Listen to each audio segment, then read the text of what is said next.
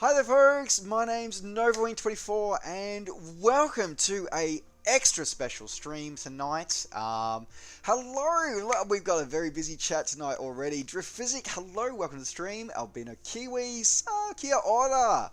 Aladdin75, Fall Osmond, hello. Gamer Vash, welcome. Ozfire, hello again, sir. Welcome. Welcome everyone. So, we have quite the treat for everybody today. Obviously, we've had this amazing new simulator, which is quite frankly the future of desktop flight simulation. I am 100% standing by that claim at the moment. Not only do we have that, also coinciding with the launch, we had some of the amazing third-party developer community that has very established names in the world. They have already, straight out of the gate, been able to support and enhance this amazing simulator even further. And tonight, we're very grateful and very honoured to be joined by a representative of one of those companies, Orbx Systems, which of course has been very famous for absolutely fundamentally changing the ESP platform landscape with their content for FSX and Prepared over the years. So we're going to say, so chat, everybody. Apparently my audio is a bit low. That's not good. I hope that my audio is coming through okay. Sorry guys. I hope that, well, this is very awkward. Our little channel is always louder. Well, you know, sorry. I guess that's I'm honoured that you guys are chatting. Yeah, we'll work through it together. There you go. How about that?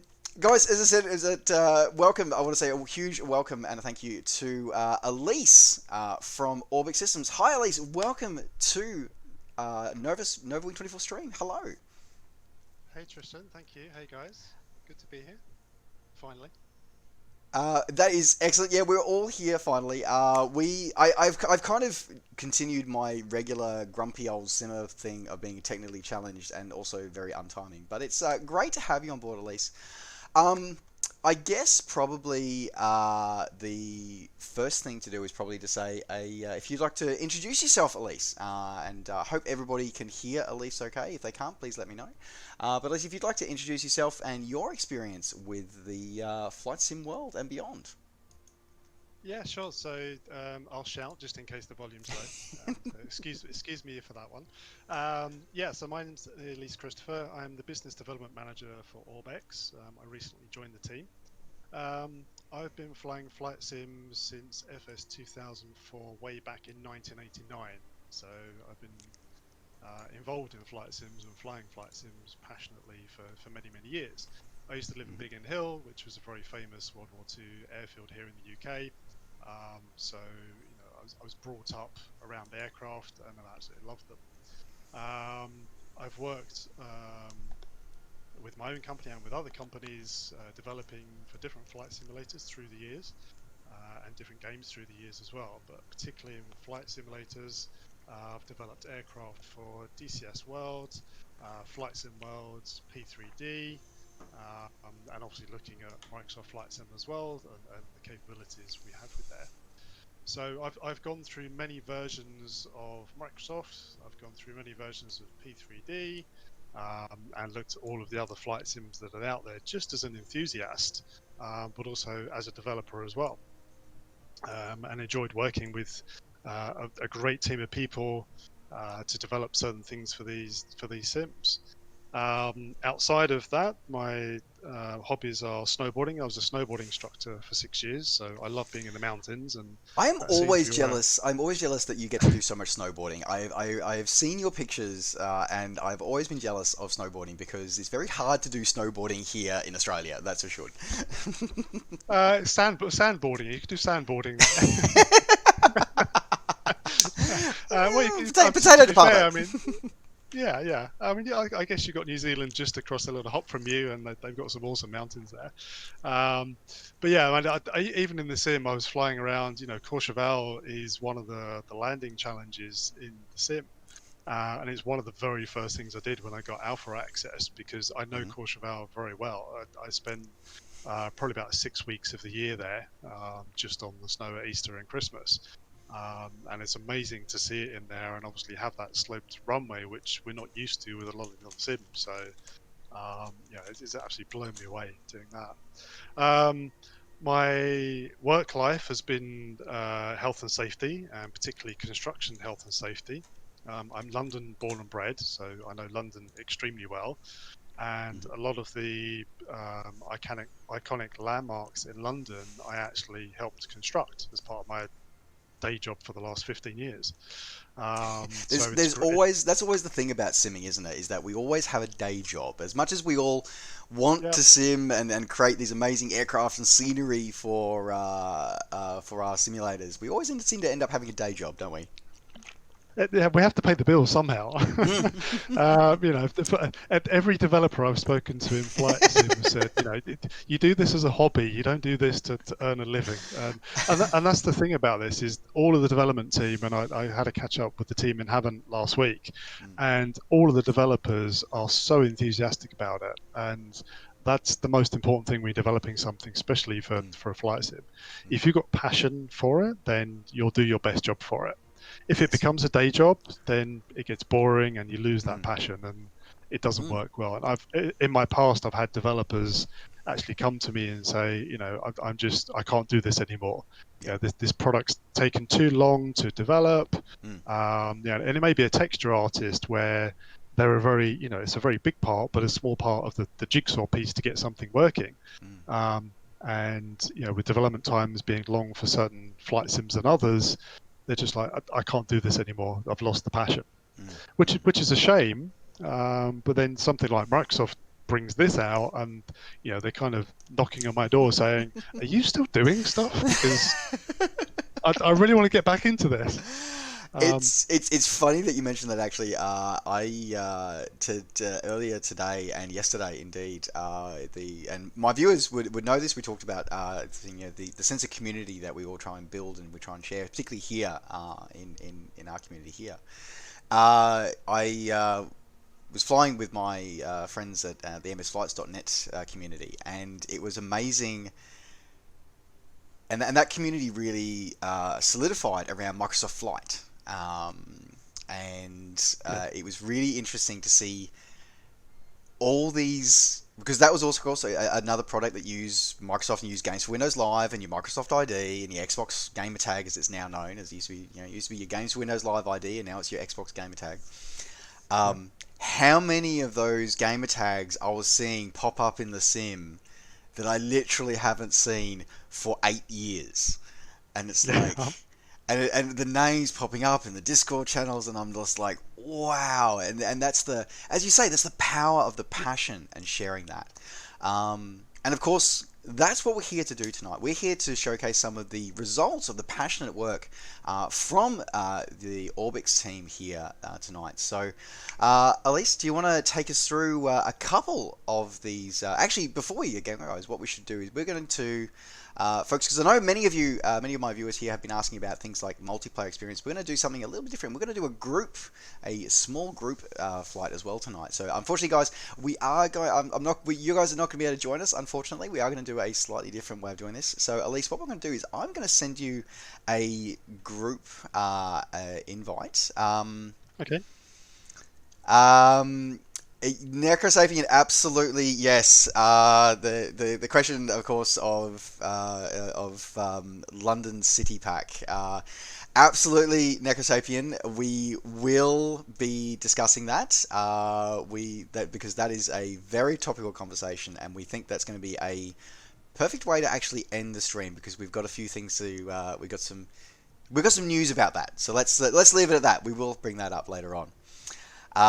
Yep, sure. In the meantime, though, let me send you, Ellise. Actually, just checking, Ellise, are you on the... I should probably be on it myself. Let me get onto my Southeast Asia server. So once I'm on that, I'm going to send you a quick invitation. Yeah, I think I'm on EU. How do I change that again? I've completely So that's right. So if you click up on your gamer tag, so of course we're already playing along at home. Click up on your gamer tag, and then you have the server's Dropbox there. There you go. Excellent. Yeah. 133 milliseconds. This will be fun. And let me send you a invitation to a group. So hopefully you should see that very shortly. Yeah, that's popped up. There we Excellent. go. We're in the group. Excellent. And I should be seeing your acceptance come through very shortly. Hopefully it comes through. It says I'm in the group on my end. I'm just waiting for it to refresh on my end, I think. There it is. Fantastic. Okay. So for my channel, yes, exactly, guys. Yes, Paul, you're right. There's been a few. Putting it nicely, Necro, you're absolutely right. As I said, that's why we are going to cover that. We are going to discuss that very shortly.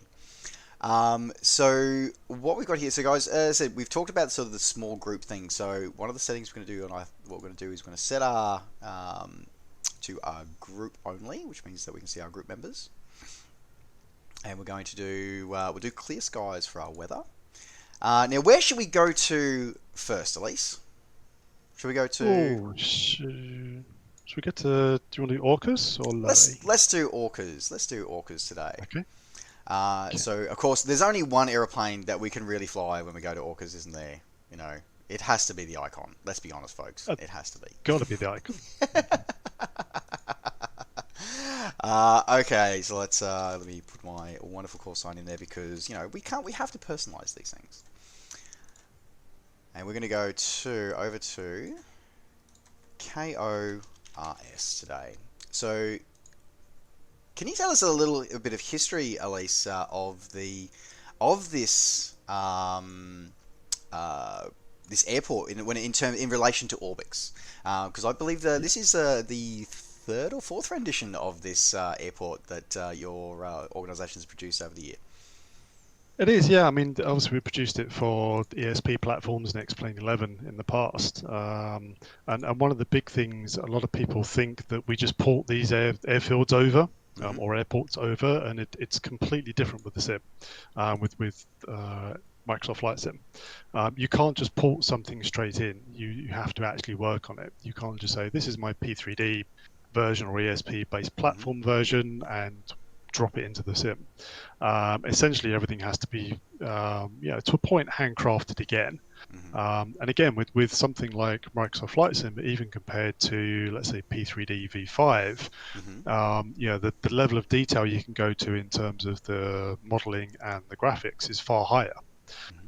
So we have to look at certain things. Can we just port this straight over? And most things aren't a straight port. You have to actually handcraft it. And this is a completely new version of the airport for Flight Sim.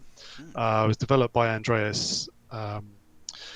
It's kind of a long sentimental association with some of the simmers. It's been a favorite of the bush flyers since kind of the early 2000s, and it's one of the main GA hubs for Pacific Northwest region of the US.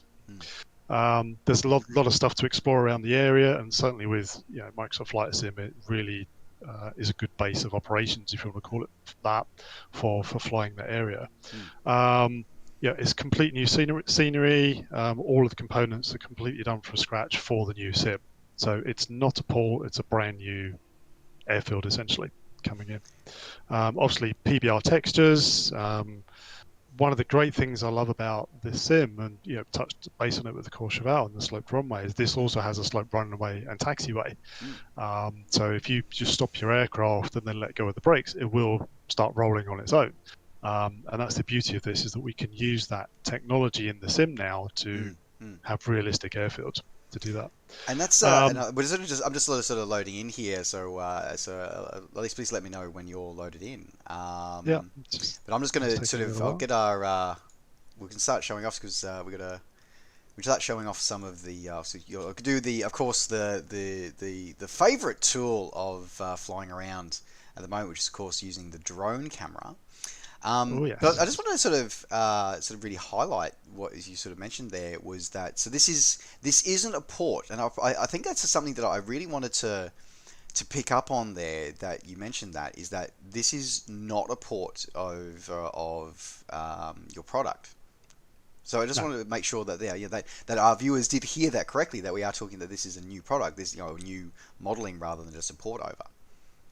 It is, and you'll see that with the majority of the airfields and the airports that we do, and the POI packs, the landmark packs. Is yes, we may have a a stable of models and textures, but because of the new sim, and I've seen it with some other products that are being released and are up and coming, is people are just porting things into the sims and saying, okay, well, it works. And the thing with the new sim, and I'll touch on Flight Sim World because I developed an aircraft that was published in Flight Sim World. Oh, that sim is I know it's close a to my touchy heart, subject. and it's a touchy subject for a lot of us, I think. Yep. But the main thing with that is that we developed. I'll talk about the aircraft. The P40 was developed for DCS and PBR, and then we couldn't port that to Flight Sim World. Everything pretty much had to be done from scratch because PBR technology is different, and all of that kind of thing. So it's exactly the same with Microsoft Flight Sim. Here is you can't just port something straight in. You have to. Yes, you have the 3D models and you have the textures, but you have to improve on them because the sim allows you to do that. It really does allow you to do that. Sorry, I'm just zipping around here in the notes. Sorry to interrupt, but I'm just sorry. This is the kind of level of detail that we're talking about here, guys. I'm looking at the weather vane on top of the terminal building. Like, Yeah. do you see this, guys? Do you see this, guys? We actually just had a really great question just come in from Jeff Frizik. He just wanted to know, literally, the question was, how do you make the airports? I know it sounds like a simplistic question, but in many ways, actually, it's a really valid question. Yeah, I mean, there's essentially a three-stage process from what I've looked at and looking around at the SDK. And there's been Microsoft put some developer diaries out about how to build the airfield. So you obviously have the Bing either photogrammetry or non-photogrammetry data that's there. And essentially what you do is you draw the lines on top of that data. So in the sim, in the developer sim, which actually it's available now, people don't know, you can go and download the SDK within the sim. You just go to your options and developer mode on, and you can download the SDK and do this yourself. But essentially it's like a point-to-point process where you pick one point on the airfield, on the texture, and you pick the other end of the runway, let's say, and you then tell it, that this is the center line of the runway. Then you build a box around it to say this is the length of the runway and the width of the runway, and it essentially creates the template for that. You then tell it the texture, so whether it's tarmac or grass or dirt or whatever it happens to be, and you do the same for the taxiways. You can use the default sim taxiway markers and identifiers and those kind of things, and it's like a building block. You build the airfield up using building block templates from within the sim or within the SDK. So like a giant Lego set. Kind of, yeah. It is kind of like that. And then you obviously got your 3D assets. So your 3D models for your hangars, for the vehicles, for the fire trucks. I mean, I'm parked up right now, probably a little way from Mayfield because I can't see you. But I'm parked up right now, and there's like a fire hydrant and some cones sitting right next to me. There's a pushcart trolley for bags. All of those things are 3D assets. So they're 3D models and obviously textured for that. So then you import your 3D models and you start placing them around within the SDK, within the sim. Now, obviously, with the Black Shark AI, it will create those buildings automatically. It may not be obviously the same, but it will create to the best of its ability. And what we do is we simply remove those and then put our buildings in place.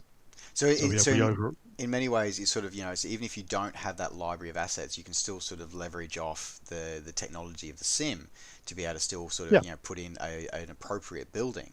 And then if required, you can replace it with what you need.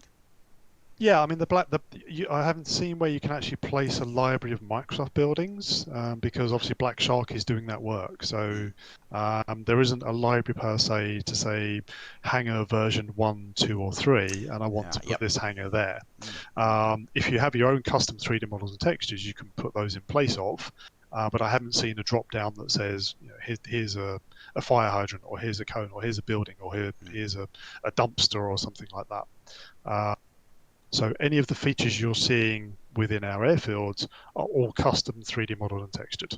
Oh, that's amazing. So it's just a couple of questions coming in. So yes, Drift is absolutely right. So it means that anyone can make an airport, and that was something that was really enforced and reinforced throughout all the presentations that we received as media, and going all the way back to September last year was a real um, embracing of the fact that the reason why FSX and FS9 have been, and I think Ellise, you would agree here, the reason they've been so long-lived and so successful is the fact that they had an open, free SDK available for anyone to develop any content at any time.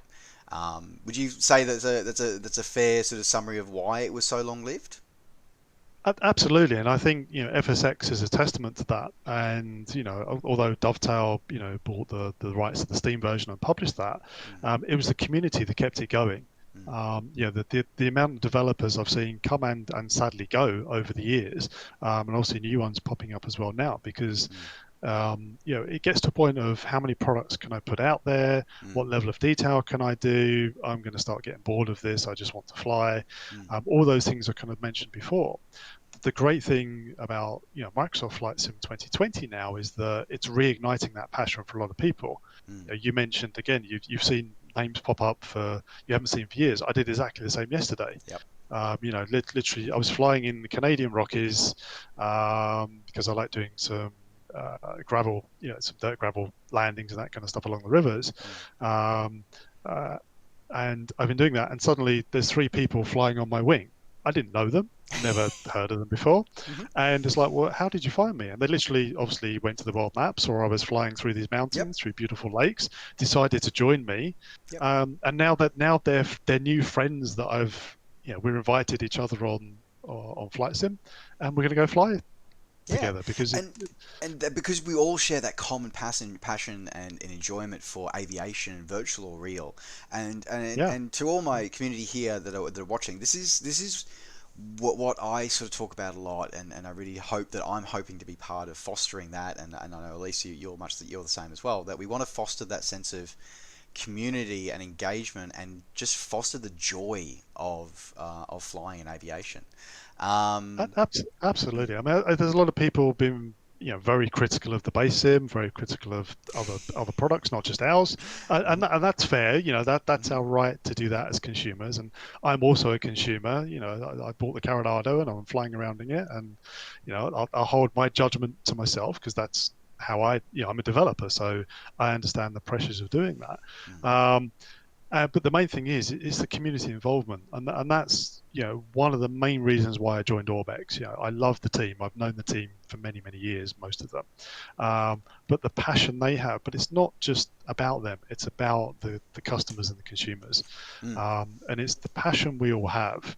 Is whether I'm flying 36,000 feet as I was yesterday in my TBM or the Citation, doing a trip from UK to Spain, or whether I'm flying at 80 knots in an Icon A5 landing somewhere, especially at calls, trying to maneuver myself up the marina.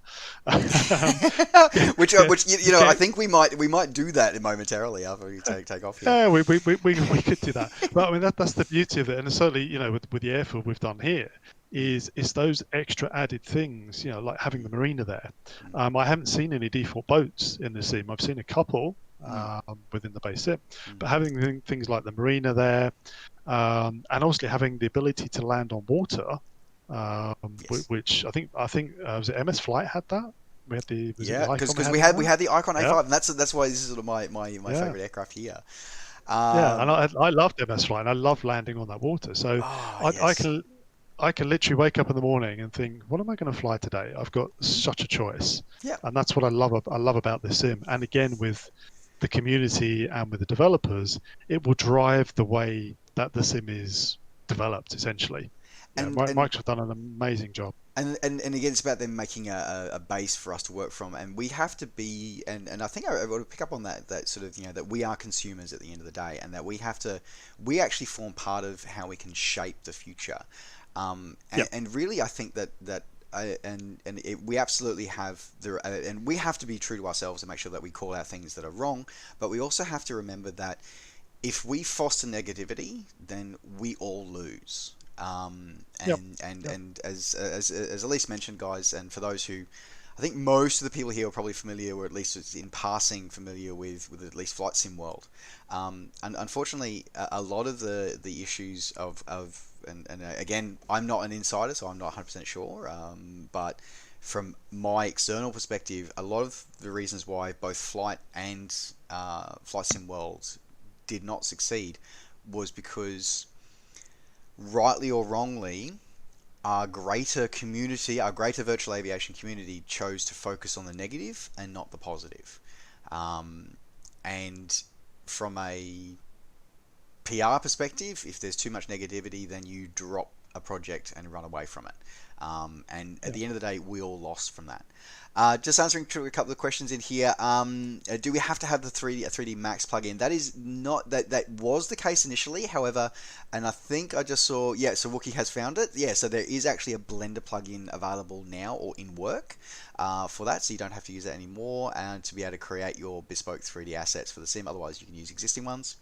Yes, you can create your own fictional airports and add them to the sim. Absolutely. I look forward to seeing. Apparently, I've just been told, Ellise, that Crapville International will be opening soon, apparently. Awesome. I look forward to that. We'll see that coming out soon. Thank you very much for the follow to Heavy Diesel 6417 and Chevron. Welcome to the crew. Great to have you on board. And yeah, guys, as I said, looking for this one, and so you can create your own 3D assets or import ones from other places as well. So it's going to be pretty awesome. The SDK is a bunch of tools, exactly. So for those who may have heard the term SDK, so it's a software development kit. It's a whole heap of tools and some guidance, some basic guides on how to be able to create your own content for the sim. So I've been zipping around the airport here and just admiring some of the insane detail that I think Orbx has really come to be overall been known for. Like, I'm just looking at here, like the Orcas Family Health Center Eye Clinic. Like, the fact I can read the doctor's name, like, and it's on this texture, like, this is insane. Like, and here's the thing, folks, is that okay, we might have some jokes and some complaints about stuff, but at the end of the day, trying to read a sign like that in FSX or even prepared, no, is the bottom line here, guys. Like, just no. That's the beauty of the new sim, is the level of detail you can go to, because it is pretty hefty in terms of the requirements, and obviously the different levels of graphics you can have. I mean, my PC is probably 3-4 years old now. I'm running a 1080 GTX, sorry, an older i7, 32 gig of RAM, and I'm running on super high and not having any issues at all with anything. And that's the beauty of this, is, the more powerful you have the PC, the better those textures will look. But even if you're on low res, and I was doing a test yesterday, flying around on the lowest res, and even then you can still read the level of detail in the textures, which is amazing. At the end of the day, with the drone cam is amazing, but from a developer's point of view, it's a nightmare. Because we've seen what everybody is doing. Yes, pretty much exactly what I'm doing right now for our viewers. And that's the thing, is when we develop a product, and I'm not talking about Orbx, I'm talking about the community. When the community develop a product for Microsoft Flight Sim, it's something to be conscious of. It's something to say, do I want the highest level? I'm looking at the car park right now, and it looks to me like it's a Ford Mustang, maybe, kind of the blue car with the white stripe down it. I'm not too close to it, but it's having those kind of things. It's having American style cars in American airfields, or European in European airfields, and that's the level of detail that we'll have a look at Lowy later on. The vehicles you see there are different to the ones you'll see here. Because it's that extra level of detail. Yes, we're flying around, and most of the sim is to be enjoyed up in the air, but also I'm loving the drone camera, because I get to fly down low as well. And it's really interesting, and it's funny actually, because in a way, I look on drone aviation as a bit of a gateway drug, much like flight simulation, into real world aviation. So I think that it's a great way to sort of experience stuff, and also appreciate all the hard work that that developers go through in their commitment to give us some outstanding products. But, I mean, just picking up on the drone very quickly, we can Mm, move on from that. Is I was chatting to one of my old team yesterday, one of my old team members, and he's a drone pilot. He does it professionally. A lot of aerial footage you see over London, he's done from drones. mm, And I was on a good chat with him yesterday. I said, "You've got the new flight sim," because he's a mm. flight sim nut like I am. And he's like, "Yeah, definitely got it." And I said, "So when are we making a drone race course?" And it clicked for him. He was like, he was like, "You're absolutely right." Yep. And I said, even an event, a mission, an event, or something like that. Mm. Yeah, it's very easy to do a 3D asset model to have things you can fly through in the drone. And yes, it's Microsoft Flight Sim, and drones fly. So why don't you create a Oh, drone look, course? no, no, look, I 100% agree. And changing the subject slightly from Microsoft Flight Sim to Prepared for a second is that my last Yeah, couple of scenery reviews.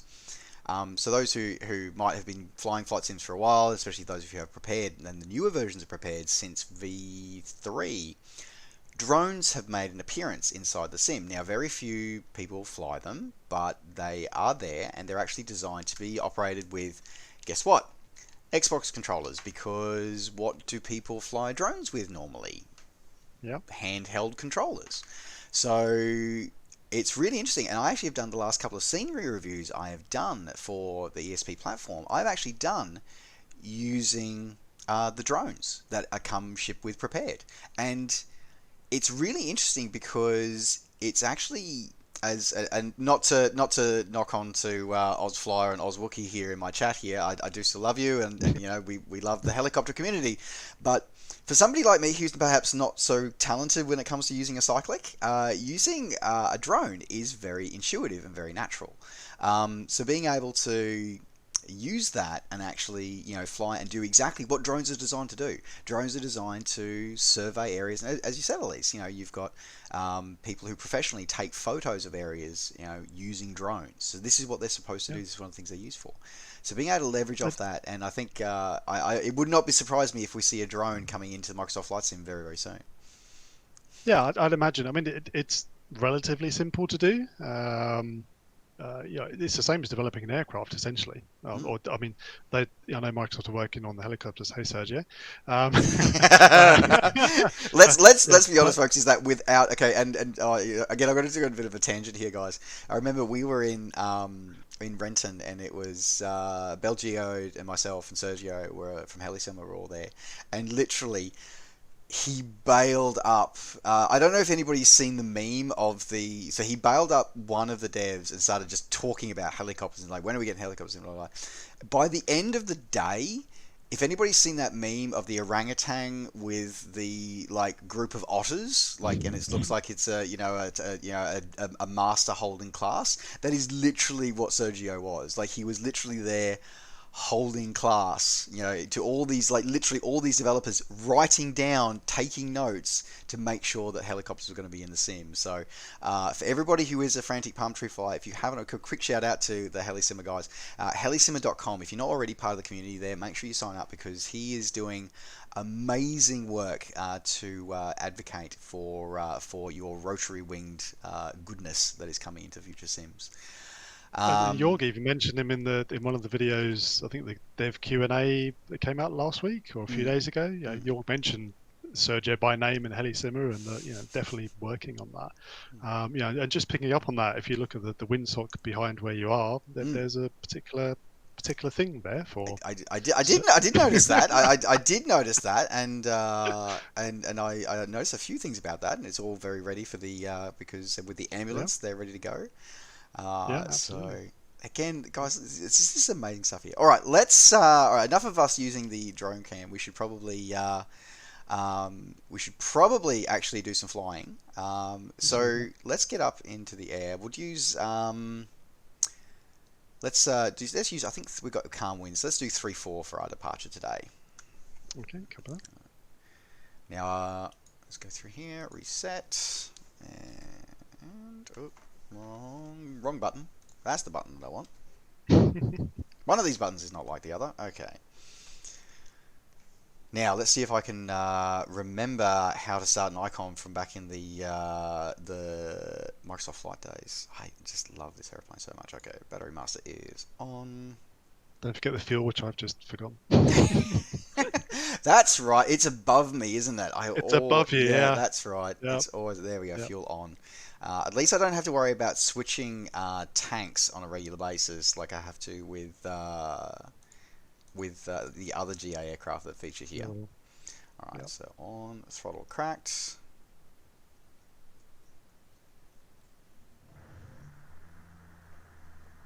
Kilo Oscar Romeo Sierra traffic Nova 2412 tree taking off runway 16 straight up departure. Yes, yeah, three grumpy simmers. Oh, sorry guys. Yeah, so I just sort of announce that a little bit. All right, and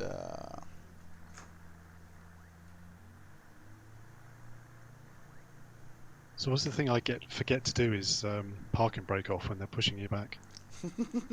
It's like, why am I going so slow?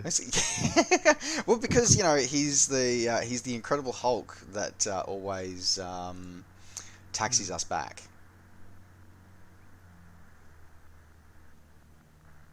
Yeah, Orcas Island is incredibly beautiful, isn't it? Wheels up. And this thing is that I must admit that I was never really fussed about the Pacific Northwest until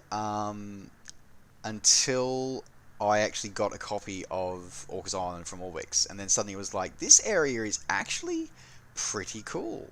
And then I was introduced to Pacific Northwest region from Orbx and all the rest of it. So now, so in terms of, we sort of zipping around, and I saw that the firehouse across the road from the airport is modelled, and also I noticed the hangars up in the hills off the side of the runway here are all done, which is kind of cool. Yep. How far out is this like a mini region, or is this limited to the airport and the immediate surrounds? It's kind of limited to airport and immediate surrounds for this particular one, depending on the products essentially. So Lowy, we'll talk about later when we look at that, is vast. It's not just the airport, and that's the thing. A lot of people think it's just the airport we're doing, but we are obviously conscious of the surrounds as well. Like I said, the hangars up on the hills there. There's actually there's TBMs and things sitting there, so we can actually say within the sim, that. Okay, well, we want an aircraft being placed here or static aircraft being placed there, even default ones from the sim, not just models that we particularly have ourselves. And that's the beauty of this, is that you can go as far out or as little in as possible. It's basically down to your imagination and time, really. So anyone thinking of developing, an airfield for themselves, was that one before Crabtree or something? So crab farm airstrip. You essentially, the world is your oyster, and that's what I love about this sim. Oh, absolutely. And it was funny, as I said, I was doing the drone tour, and we saw that there's AI aircraft there populating and sitting up there. Either statically or perhaps maybe even ready for an AI flight, because we have AI traffic on today. So that's again something that no more, and sort of just as I'm just sort of doing the takeoff roll here, actually sort of seeing that gently sort of undulating part of the runway here. That's something that we haven't had before. Well, okay, I suppose we had a little bit in X-Plane, but not to this level of fidelity. At least I don't think so. No, and that's the beauty of it, is when you've got an undulating runway. I mean, Courchevel is extreme, but when you've got when you've got an undulating runway, even like this one, it's absolutely amazing. It's beautiful. And it's just that sort of just watching it sort of and we're sort of just going to do a sort of a flyby here, and just seeing, as you can see, folks, there, that slope going from the edge of sort of before the displaced threshold. To there all the way up and through the runway as well. So seeing that is really impressive, and it always goes across to the level of detail that developers have, and just like looking at the taxiway here and the fact that it's a sloped taxiway going up an actual hill. So this is amazing detail that we've seen here, Ellise. It's really, really cool.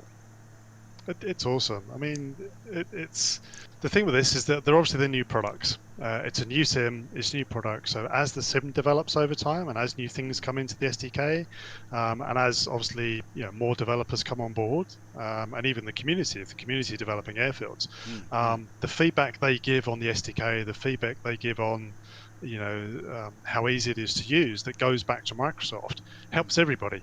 at the end of the day. We're not talking about the main developers like Orbx, but essentially it helps everybody, and it's about improving the sim for all of us.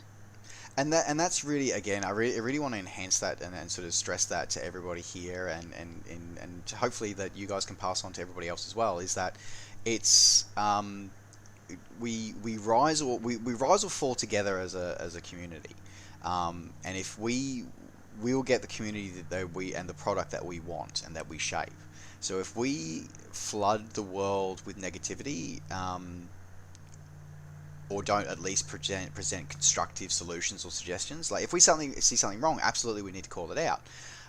But we also need to go. Don't just say, "Oh, this is crap." Go, okay, so this doesn't work for me. This is why, and this is how we think we could maybe fix it, or what we would like to see. And I'll reiterate, guys, this is the conversation that we had last night here on the stream last night, talking about. An individual who said that the aeroplanes are crap, the flight model shit, and all the rest of it. And it's like, okay, well, what are you basing it on? Because you're not saying anything here. Eventually it was based on the fact that he thought the A320 was rubbish. The A320 didn't handle like what he thought it should be like. And when somebody asked him about it, okay, so how many hours do you have on a real A320 or in real life on any kind of real airframe? It was, he had no time on any real life airframe. All he had was many hours on an A320 in a desktop sim that does not model, aerodynamics properly. So if you have a problem with it, that's fine, but go into why. What is your background? What is the thoughts there? All right.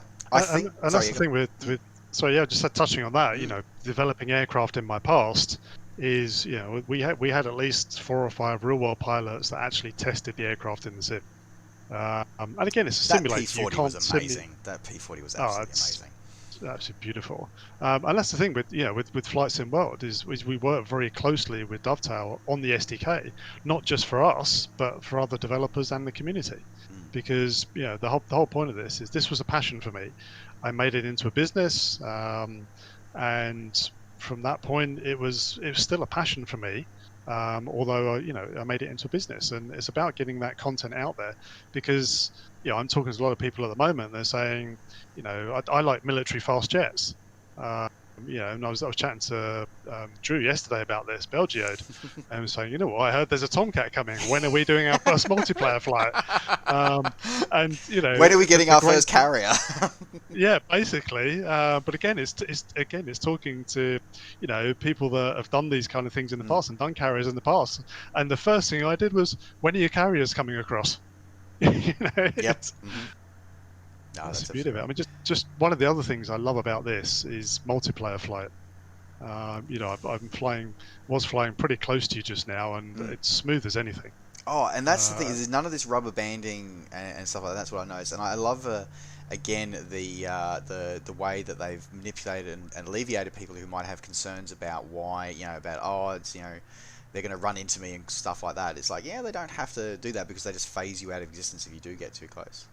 Thank you for the follow, Patrick 203082. Thank you very much for the follow. Welcome to the crew. Great to have you on board. Now, Ellise and chat. Let's finish up this flight to Orcas Island by, let's see how far we can taxi up the slipway. So one of the big changes, apart from some more improved and accurate buildings around the airport layout and all those cool details, one of the other bigger changes is that the harbour here at Orcas Island by the airstrip is actually modelled correctly, with actual boats present in the sim. So the question is going to be, how far can Ellise or I navigate up the lock? So let's first of all, I'm going to see if I can not make a fool of myself. Trying to get 2 aircraft up there, that'll be interesting. Yeah, well, it can be very interesting. All right, let's probably shouldn't be trying to do this straight up. If the wings could fold, I think this would be better, but we'll see.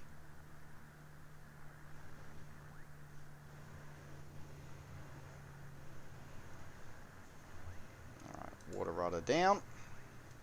There's no brakes on this. Yeah, I was going to say, there's no brakes on the water either, which is going to be even more interesting.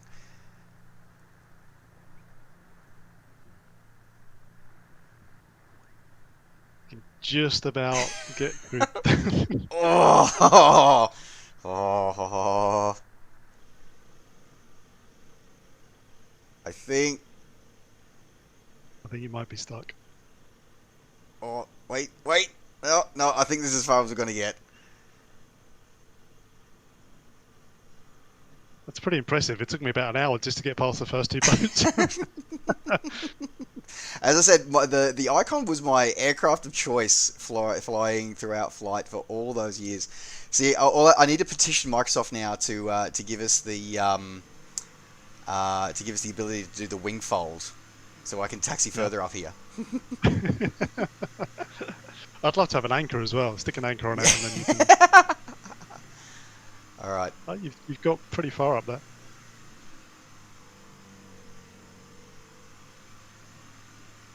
I don't think those boat owners are too happy with you scratching. I'm pretty sure I'm scratching a bit of paint. I think I'm wrecking a couple of boats here coming up here. Yeah. But the fact that we can actually come up here, okay, if I can dock this up at the actual dock here, I'm going to be super impressed. All right, let me... So one of the comments I saw again was, in terms of these models and things, is there a damage or collision model? And that's actually something in the base sim, is there isn't, or there doesn't at the moment, appear to be like a damage or collision model. Okay. Whereas I know some of the other sims, you obviously have a collision model for landing, etc. So there is a collision model. But as an example, when the same as you're going into another aircraft, is clipping into that aircraft or clipping into the terrain. Some people might say, "Oh, your wings directly through the hull of that boat." Well, it is going to happen and do that. So you're right, absolutely. I need to have a.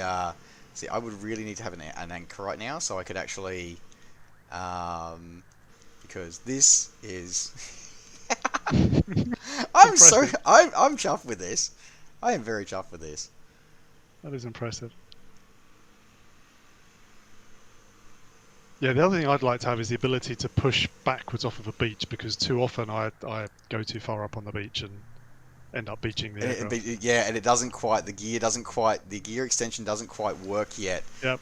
Which is funny, actually interesting, because I'm showing you with your gear popped out at the moment, which is interesting. I'm guessing that's probably related to the, that'd be related to the water rudder, I'm guessing, so. Oh no, yeah, it's just literally just as you mentioned that. Yep. That's because I hadn't put it up. Well, that's awkward, folks. That's awkward, folks. That's all good. Professional sim pilot, not. There we go. How cool does this look, folks? Like, and as I said, like I did do a flight of it, and also we'll pop a link a little bit later on as well, where you can actually see some comparison images of the difference between the base sim and the Orbx add-on of each of the 2 airports we're looking at today, or 3 eventually. So yeah, we wanted to show this one off, because this one is for anyone that's been playing FSX, this particular airport as well with Orcas Island was the default sort of. You started in the air above Orcas Island in an air creations trike? That was how FSX started. That was how FSX started. Yeah. So what we might do is we'll end our flight here, and we might zap over to Lowy, and it'll give me a chance to have a look. Get aircraft that goes into low Earth orbit. Now, actually, that's a good question. There you go. Do you happen to know, Ellise, is there a altitude limit in this sim? I have seen the citation at around about, well, the max I've got the citation up to is actually the flight ceiling level, about 33,000 feet. I'm not a big tube liner pilot. I'm not. I don't. It's not my thing. I don't enjoy them, and I haven't tried doing it. But every aircraft I've flown, I've never been able to fly it higher than the ceiling level. Okay. I think I've seen somewhere somebody's had something up to about 150,000 feet or something, but. Ooh, wow. Okay, that's impressive. I'm pretty sure they slewed up there. I'm pretty sure. Yeah, I'd imagine so. So what we be flying at Lowy. So what should we fly at Lowy? Let's the JMB's good for visuals. I was going to say I love the JMB for visuals. I think pretty much, yeah. I think we're going to go with the JMB. Okay. Pipstrel, yeah, Pipstrel, JMB, because we can get some speed out of that. Yeah. Cool. Let's answer a couple of questions here in chat as well. I think so. No, not too much. It is it is slippery up there. That is absolutely correct. Or apparently, you might have a project requested. There's somebody's after a Yankee Bravo Oscar. So there you go to the Australian team. Yankee Bravo November 1175. So that's a good question actually. Is there any? What is the status of Yankee Bravo November? Because Brisbane, my old home, it obviously has a new runway now. Not that many people are really flying it much. Is there? Because of course you guys did a very good rendition of it previously. Is there going to be? Are we going to see that both for either for the prepared and ESP universe, or are we going to see it for MSFS, or maybe both? I'd say maybe both. I mean, at the moment, obviously, with MSFS, we're really looking at our products that we have out in the marketplace already, and then how can we improve on those? Because as I said before, with MSFS, it gives us the ability to do higher level polys, higher level textures. Better runways, have more assets around the runways, so that could be vehicles, aircraft, whatever it happens to be. So at the moment, obviously, we're internally evaluating what we'd like to do, and I mentioned this before. It's things like what's passionate for people to do, because if the passion is there, then they'll do a better job on it. Not to say they'll do a bad job, but if the passion is there to do something, all of those requests, please put them in the Orbx forums, because we do listen to the community. We'll talk about London later in the feedback, but we really do listen to the community and suggestions that have come through. So any requests, please do put it in there. And again, the good thing about a new sim is we can have a new level of detail for an airfield. What I would say is developing for X-Plane, developing for P3D, Aerofly, and MSFS are all very different.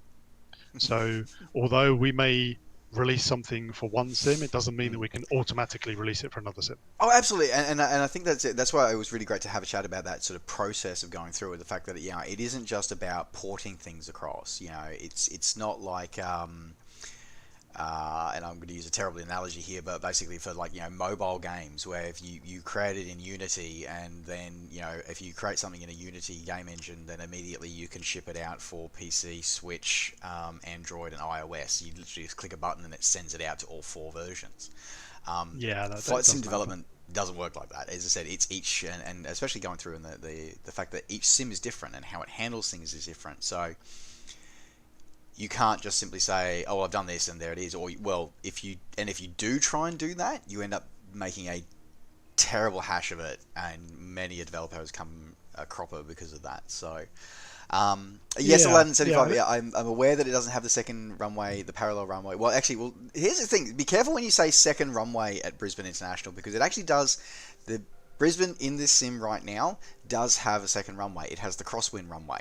Now, is that active today? No. But considering that they only switched from the main 0119 with the crosswind to the parallel north-south runways in July, and I think we could probably give Asobo a little bit of credit, especially given the fact that the SIDS and stars and the runway numbering, if you have flown into Brisbane International, does actually reflect that there will be a parallel runway built very, very shortly. And the imagery that they have for the Greater Brisbane area is circa 2018, from what I can tell. So I think we can probably give them a little bit of slack, considering that it was only the new runway only opened a couple of weeks before the sim went live. But I'm sure we'll see that as an update as it comes into the future. Alright, so just while we all load into Lowy, I've loaded here, and I'll wait for yourself to load in, Ellise. I'm here. Oh, you're here? Oh, fantastic. Let's do a tag, but I'm here. Let's do. Oh, you're the other side of the airfield. Okay. I'm over at the terminal. You're over the terminal. Well, there you go. Okay, I can come to you. There you go. So, so probably the first thing that I'm probably going to ask, and I think this is a question that a few people are going to ask, is that, so when Microsoft Flight Simulator was announced, particularly with the 3 versions, there was a lot of confusion about, why are there only 30 airports or up to 40 airports listed? When are you only doing these couple of parts of the world, or are you doing the whole world? Blah blah blah. People were very, very confused. Hang on, I have to introduce this. Speak of the devil, and he shall appear. Welcome to Sergio from helisimmer.com. Welcome. It is great to have you on board. Hey, Sergio. I think this is a perfect, or almost a perfect time for you to join us, but we'll get to that in a moment.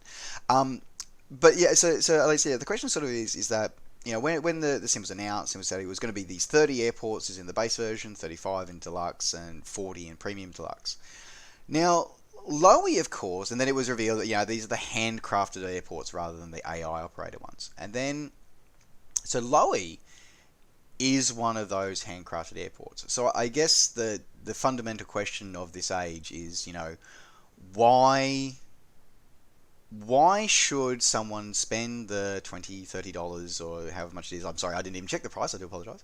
But why should they invest in yours when they already have a handcrafted one present in their sim? What's the discussion? What does that conversation look like? Personally, from my point of view, and I'll talk about obviously the business point of view as well, is I've worked with a lot of pilots in the past because of the stuff I've done for flight sim. I've done military stuff, and I've done consumer stuff, and I've done commercial stuff. When a pilot is coming in to land at any airfield, even though that might be on full autopilot, Cat 2, Cat 3 landings, all of that stuff, it's all about the visual references. So what Microsoft and Asobo have done is they've modeled Lowy airfield or airport essentially. So you have with the premium deluxe version, I think it is. It's actually in the base version. This one. The base version. The base version. Lower base version. So you have the airfield. What you don't have is the surrounding areas. So just to talk about the Orbx product and Lowy, yes, you've obviously got the airfield or the airport that you've got here. You've got the usual aircraft. I'm looking right now at the wing of a TUI aircraft sitting next to me one side. I've got Air BP trucks the other side of me. So you have that extra level of realism per se, having those added value there. One of the major differences between Asobo's Lowy and our Lowy, is that we've also done the surrounding areas. So the entire city is modelled. There's 160 points of interest and landmarks within the city itself, within Innsbruck. You don't have that within the base sim version. All you get is the airport, essentially. So if you're doing VFR flying around here, and you're flying by plates and you're talking to other pilots that fly into Innsbruck, it's very much a visual process, especially between these mountains. So, obviously if you're flying, using the Garmin or using Citizen Stars, then you've got a perfect approach plate. However, pilots will still look out of the window for visual reference. So it could be, I'm going to turn right at that church, or I know I need to fly over the river at this particular point. So what Jared has done with Lowy is actually expand that out to have these extra POIs and landmarks there. And like I say, there's an extra 160 plus within the city itself. Sorry. Can we just have that again because clear for the chat here is that so you're not just getting the airport guys. You're getting how many points of interest in the town and the greater area? 160 POIs and landmarks within the area. Wow, that's a lot, guys. Yeah, so as an example, if you fly north of the airfield and pretty much due north of the terminal, I don't unfortunately know the name of the bridge, but there's a very famous bridge there. It's a massive suspension bridge. That's not there in the base sim. The base sim, the bridge is basically ground level, and you see cars plummeting down the side of the mountain and going across the valley floor and back up the other side. Now that's like we do in Sydney, yes. Yeah, pretty much everywhere at the moment. So what Jared's done is modelled that bridge beautifully. I was flying around here the other day, and again, we're talking about people joining you. I was just flying around, testing the scenery, looking at a few things. Noticed the bridge, flew over to it, and then suddenly, I can hear the noise of a Dreamliner screaming up my backside, and the Dreamliner passed underneath me and flew under that bridge. And almost tried to roll inverted. It didn't work, but we'll give them credit for trying, though. We'll give them credit for trying. Yeah, 100%. And that's the beauty. Things like the bobsleigh run, things like the ski jump. Again, I mean, for me, looking around in the location here and looking at that snow, I'm looking at it saying I could snowboard down the side of that mountain. We've gone to that level of detail of adding that extra level of realism because Loei is a tricky airport to fly into. Especially with weather. So having a visual landmark that's there really does help when you're doing that. And again, you can watch videos of approaches into Loei, look out the window, and it's 100% kind of replica to what you see watching in YouTube videos of landing at Loei. Yeah. And that's sort of that's where and sort of going through your so because with the handcrafted airports as well, and something that I've noticed in other as we've in other streams and coverage that I've done, is that the handcrafted airports, they have the building locations are more accurate, and the photoreal seems a little bit more tighter, but you don't have things like the Air BP truck as the fuel truck here, or actually seeing like the Tyrolean, I don't even know how to pronounce that company's building. Tyrolean, there you go. But seeing there and the actual the actual name of the Innsbruck on the side of the tower, you don't have that in the default. So I think that's and things like I'm looking at the bus right now, and it's got the destination on the front of the bus. And for those that obviously have this product for other sims, if you look up inside the terminal building, there's our famous surprise is still there, just under the Flughafen Innsbruck. I'm I've never seen him before. There he is. It's a nice little homage to the products we've done in the past, and I believe he's got an upgraded camera. From what I've been told. I did see a picture of his camera. I got a couple of nice shots of him before. We've got John up there. It's like it's so. So I guess that's where it sort of starts to show, and we look at enhanced and whatever. So and again, like anything, it's sort of do you need these things? We may not need any of what we do, but this is what, as you say, it's enhancing that experience about being somewhere else and being somewhere different.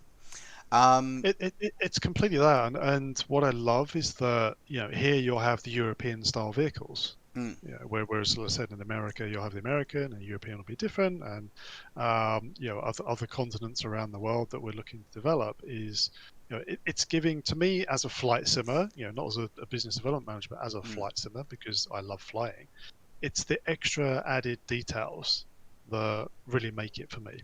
So at the point, and I don't know whether Microsoft will do this, but if they add the ability that buses are actually driving around the airport and things, we may in the future, and again, this is a dream for me as a flight sim pilot, not as an Orbx representative, but having our own buses driving around with our own information on there rather than default sim, to me adds that extra level of realism that I am sitting in these beautiful Alps right now.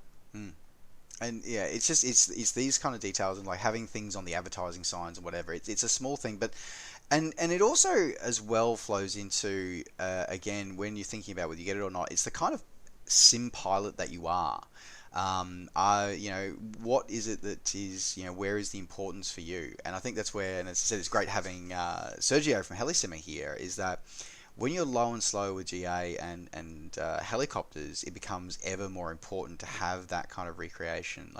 But even airliner pilots, as you say, when you're coming into airports, you look for the little details about, you look for the church with a certain steeple. That's where you need to have completed your turn by. Of course, speaking of another developer, but the old approach into Kai Tak is the checkerboard approach. It's called the checkerboard approach for a reason. If anybody who doesn't know about the old Hong Kong International Airport, the approach into one of the runways was you flew straight at a mountain. and you had to exit. It was hands-on approach the whole time, and you had to execute a turn when you saw a checkerboard in front of you and a set of lights out of your eye at your eye level. You had to commence a turn. If you didn't make the turn, then you were a grease spot in the side of a mountain in China. Like, it is a I flew that approach twice as a passenger, and you can literally you felt like you could actually reach out through the 747 window and grab the washing off somebody's roof. You were that close. It was terrifying. Wow. Patrick Truth 2382, thank you very much to the crew. Welcome aboard. And God Burner, thank you very much for the follow. Welcome to the crew. Great to have you on board. Well, what we might do is let's start our JMBs, and I would love for you, Ellise, to follow you. So I'll follow you this time. Sure. Okay.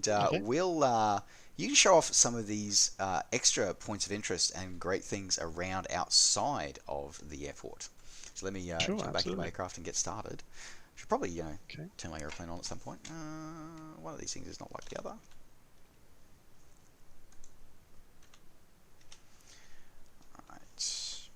Yeah, this time not set up for twin. Set up for twin throttle that I was flying last night. Battery master is on. Stroke is on. Fuel pump is on. Choke is full. On. Avionics master is on. I've done something wrong. I've got fuel. We are going to, Bill, we are, as I said, the discussion about London is coming up. We will be discussing that very, very shortly. So, yes, hang tight for that, because we have that is a conversation that we are definitely going to be having tonight. Okay, so that one is there, and I think that was everything off the top of my head. Let's see if I remember. Yeah, I managed to turn my fuel tank off thinking, why is my aircraft not doing... Ground, JMB Aviation, November Oscar Victor Alpha 24 requesting pushback. Flying with different aircraft. So yeah, just to Jared's given me some details here. So one of the big things here is that it's a brand new airfield or airport. It's not ported in. So the entire city is modelled to include over 160 points, like we talked about before. All major components featuring ultra high definition PBR. The new corporate terminal and business lounge has been included here, and I don't know if that's in the base sim. I haven't actually checked that, but that may be in addition. Again, I could be wrong on that, but that's in here. It's fully compatible with all the new weather features in Microsoft Flight Sim, including the snow. Not all the buildings, so not only are all the buildings modelled to real life, but the GSE, the static aircraft, all of the extra level small details are custom designed exclusively for Innsbruck. So aircraft types, registrations, vehicles, all of those kind of things. It's new ortho. I'm just looking down the list here. The stuff is so while I'm trying not to run into a fuel truck running behind me. That's all right. We were midstream the other day, and a fuel truck turned right in front of us. Driver 101. We are currently in Lohe in Innsbruck in beautiful Switzerland is where we are at the moment. Ground, JMB Aviation, November Oscar Victor Alpha 24 ready to taxi, departing straight out with Mike. The imagery's been color corrected, cleaned up, edited. So it's basically the highest quality that we can have here. So, a lot of people, and I've seen this, is why should we buy the Orbx product rather than the base sim? And it is all those extra level details. And the more important point for me is the surrounding area. If I'm enticed to fly here, I want to be able to see the other things that are there. So we'll go and enjoy that. Which direction are we taking off in? I was sent to 26. So I'm just 26. I'm just following the blue lines at the moment. Drift, you probably won't be doing a family group flight tonight, I'm afraid. Sorry, I said because we especially with the impending discussion for Orbx London, we'll probably leave it till then. So we won't be doing a group flight tonight, I'm afraid.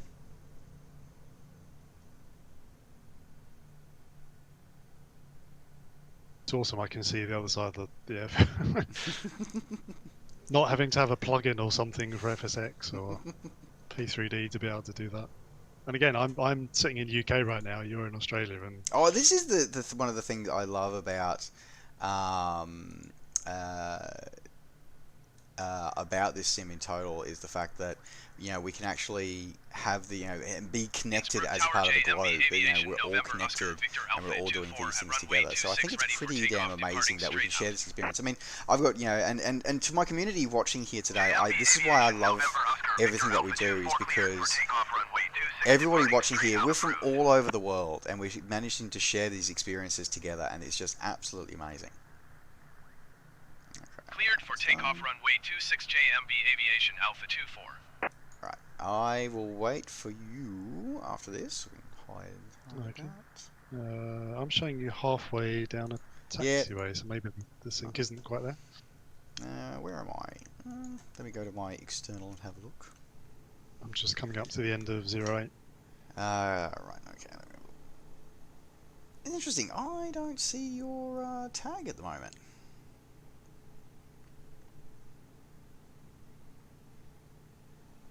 It's showing you, yeah. That's weird. Okay, I've had this happen before. Let me try something. I can definitely still see you. Yeah, it's interesting. Yeah, so this has happened before where I couldn't see. Yeah, let me go with. Let me just swap that, and then swap back. And I'm hoping you should reappear for me somewhere. But yeah, I'm mid-runway at the moment, so I think there's still a couple of gremlins with the old multiplayer at the moment. Yeah, I still see your tag. I am just about to turn on to 08. Alright. Go. Done. At the far end of the runway.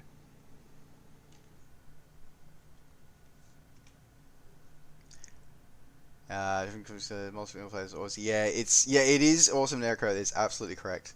All right, well, I'm gonna see if I can get airborne and see if that might help me. Otherwise, you may have to guide me because if you can see me and I can't see you, this could be you could be you can be my guide and tell me where to go. This could be interesting. You get to tell me where to go. A lot of people a lot of people pay to get this opportunity to do that. For all these years, right? You've just taken off. You're right above me now, just taking off, so I'm coming under you. That's take off on 08. Interesting, yeah. So it's a bit weird. So every now and again, it sort of seems to do that, where it'll mean that someone will not be able to see just one or two other people. And interesting how it did that. Very odd. Climb out. Yeah, blind pilot Oz. That is absolutely right. So I'll circle over here until you're up. And then you can I'm up now. Cool. So then you can give me a heading to head towards, and I'll. I should be off your. If you look down your left wing, it's not showing me. Negative. Okay. I can see a beautiful Dash 8 rendered in the scenery down there, but that's about it. Yep. All right. So okay. So I mean, as an example, where you're overflying right now, all of those are the handcrafted buildings. So it's that extra level of detail that you have. I'm just trying to catch up with you now. Let's go flat out. And that's sort of, again, as you say, is that especially heading the approach, where you actually sort of look and you see the fact that you look for warehouses in those shapes. You know, you look for those apartment blocks to form part of your approach, to make sure that you know that this is the safe route, because we're talking about a approach plate that's not straight in. This is not a straight in approach here. At lower, we better not probably go too low. I was just thinking, you're in the ground for me.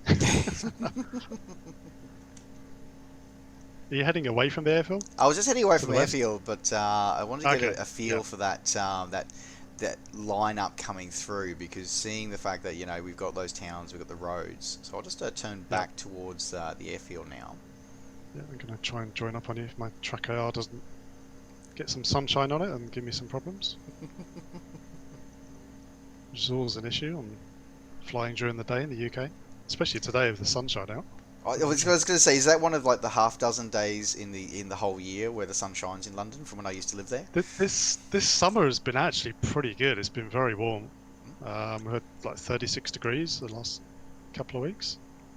It's just I used to live in London, and I think it rained 99% of there. I think there was like 2 days where it was sunny, and it was like 35 degrees both days. And I remember getting the thing on the BBC saying, beware, make sure you hydrate and check on your elderly neighbours and make sure they don't die of heat. Yep.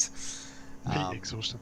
So I'm just off your left wing now. So I'm sort of seeing some yellow buildings over there. So again, it's sort of like non-AI, make sure they're all handcrafted buildings through here. Yeah, so some of these will be the Black Shark AI, but the more prominent ones. So I'm just in front of you now. There's kind of a building just on the side of the mountain here. Kind of the red textured building is just to the left-hand side of the runway. We're not taking over everything because obviously the Black Shark AI is doing an amazing job anyway. And again, there are some glitches with the Black Shark AI. Obviously, the very famous ones already so far have been the rendition of the Washington Monument and a few other things. But at the end of the day, considering that, you've got a couple of things wrong out of. Oh, there you go. You've just popped in for me. There you go. Oh yeah, there you are. Now I can see you. Perfect. Awesome. Okay. So it's sort of yes, the Black Shark AI is not perfect, but then again, this is again a journey and it's growing as well. So it's like this is part of a couple of teething troubles. At the end of the day, is the only way you're going to get when you have a user base. And again, folks, this is what we talk about again, is about how to be positive and how to be engaging. It don't just say, oh, it's crap because the Washington Monument is an office building. Go, okay, hey, this isn't working. Let's talk about how we can improve it. Yeah. So I'm about to fly over what looks like a church, and it's one of the things I've noticed. The Black Shark is doing an amazing job, but it's the textures on some of the buildings that don't quite work. Things like churches and that kind of stuff. So, churches and office blocks. Like I'm noticing like the church there that you just highlighted, and then there's like a suspension bridge just over here off my left wing as well, which is pretty cool. And I can see that obviously would be custom as well. I just have to give a shout out to this because oh no, it's Jesus Christ just followed us and joined the crew. I saw that flash. I think that is awesome. To answer your question, feeling blessed. I'm always blessed. I'm definitely extra blessed now.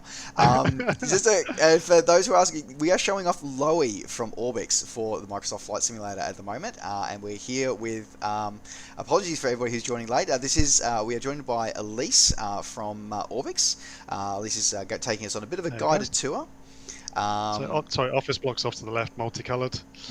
Kind of red, blue, and green. Yep. We're about to fly over kind of it's like either business district or actually town flats and things. So things like the train station. I'm not too sure where the train station is here, but the train station, there's got train carriages that are all hand modelled in there as well. Just coming right to fly back the other way. I think the apartment blocks, and again, just giving that extra character, which is something that the Black Shark AI is, as we've said, is great for the most part. It's got a couple of quirks every now and again. Now, of course, one of the big things now, we know there aren't helicopters in here in this sim yet, but of course there are very, very capable STOL aircraft. So the question is that one of the great selling points of Loey, of course, previously was a couple of the hospital buildings and a couple of heliports. Yep. Are they here in this version at the moment? So they'll be textured at the moment. The reason why they're not landable heliports, or that they may be landable, I haven't actually physically tried that, is obviously the helicopter physics are not in the base sim themselves. And again, so we wanted to get the product out for the sim as it is now. Helipads, as Sergio everyone in Orbx knows Sergio as well. Sorry, just to mention this, we've got the ski jump on my left hand side. Oh yeah, I'm just coming up to that because I did want to see that. So that's handcrafted in as well. Sergio is very, very happy. He is listening, and he's very eager to know that all of Orbx are very well aware of his name. So I agree. I made an agreement with Sergio that he'll send me one of his T-shirts. Does it have landing pad, helipads? And I'll wear it next time I go to the office. But yeah, I mean, as a flight simmer, and obviously, I've got a lot of friends in the community like you guys, so it's certainly something that's on my radar. I say that the Orbx team are very aware that we need to cater for everybody, and that's the good thing is that we do that, and we listen to the community as well. So all of the feedback we're having. I see a helipad, Sergio. I see a helipad. There's definitely a helipad there. So I've just gone past the church. I think it's behind me. My track IR just messed up a little bit there. I'm just taking a moment with this ski jump, and I feel terrible because I never actually went to I never actually went to this location in prepared. I saw it. I love the screenshots, but I never actually visited it. And just seeing it here in this sim, and I'm going, this is great, and this is such an amazing sim to have it involved in. And I think it's this extra immersion that comes through here, and sort of that finer handcrafted details, as it were, over and above what the Black Shark AI is giving us. I'm flying along at the moment, and I'm seeing spikes in terrain coming up through the middle of some of the buildings and things, and they'll hopefully work on that kind of stuff. To improve that. So I'm just coming up parallel to your right wing. So you've got kind of the Autobahn directly underneath you, that's hand modelled there as well. And I noticed some train station further back there as well, with custom train models and everything else. So again, it's that. Yep. I've now lost you, so weird having this multiplayer bug. Yeah. Okay. So if you head back towards where the ski jump is, you'll see the church just before that, and then head north from the ski jump up towards or basically fly over north, south.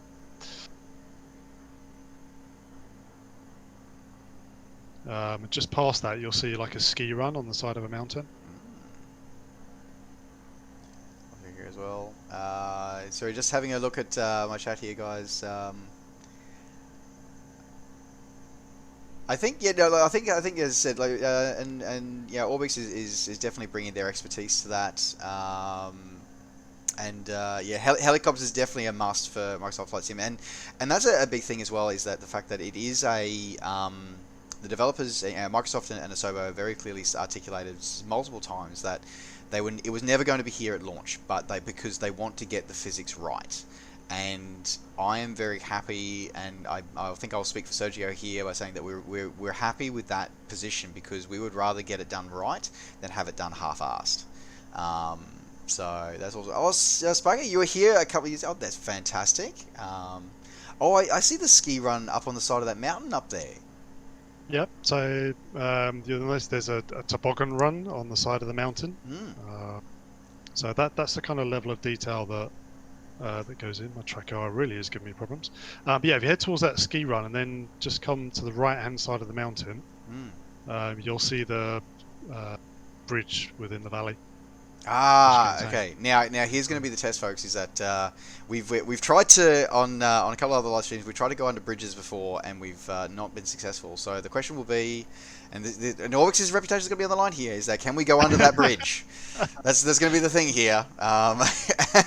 Okay, and I don't know if my I can tell. So Triplication, hello, welcome to the stream. Great to have you on board. Ozflyer has just told me. He said it's a bit of an inside joke, folks. Is that he said to me, do it right, which means he wants me to do it inverted. Is what he wants me to do it in. Under the bridge. That's impressive. So I don't. Yeah, this is a few objectives. I'll see. Yeah. All right. Let's. As you see the bridge, then you'll notice that the Black Shark Bridge is actually along the bottom of the valley floor. All right. Which is interesting, to say the least. Come on, Tracker. I'll stop messing me about. I'm going to hit the terrain. No, this is awesome. Okay, alright.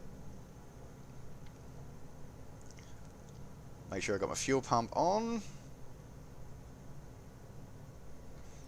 I think you could just about probably one of the packs you could probably do would be just a bridge pack for the world. Would probably. Yeah, I mean the good thing about this is that the world really is our oyster, and as a team, we've really kind of sat down and said, okay, so we can do anything. Oh. Did you make it? We cleared the bridge, but I couldn't recover in time. Oh no! So I ended up becoming a grease spot in the side of the mountain. Oops. That is a shame. Okay, well I'm going to go back to the main menu for that one. So that was Lowy. Thank you very much. Okay. Yep. I'll come back. So what we're going to do, chat, is that we're going to catch up on a couple of your questions now, because in the background I'm actually going to exit out of the sim for a moment, because we are going to talk about London. As I think we all need to talk about that. So let me just quit out. I'll have to quit out so I can install. Unless at least I can install from the Orbx launcher while the sim is still running. I probably should leave. Yeah, absolutely. No, you can do everything. Oh, well, there you go. Yep. That's even better. Perfect. Let me. Essentially, it just loads it straight on top.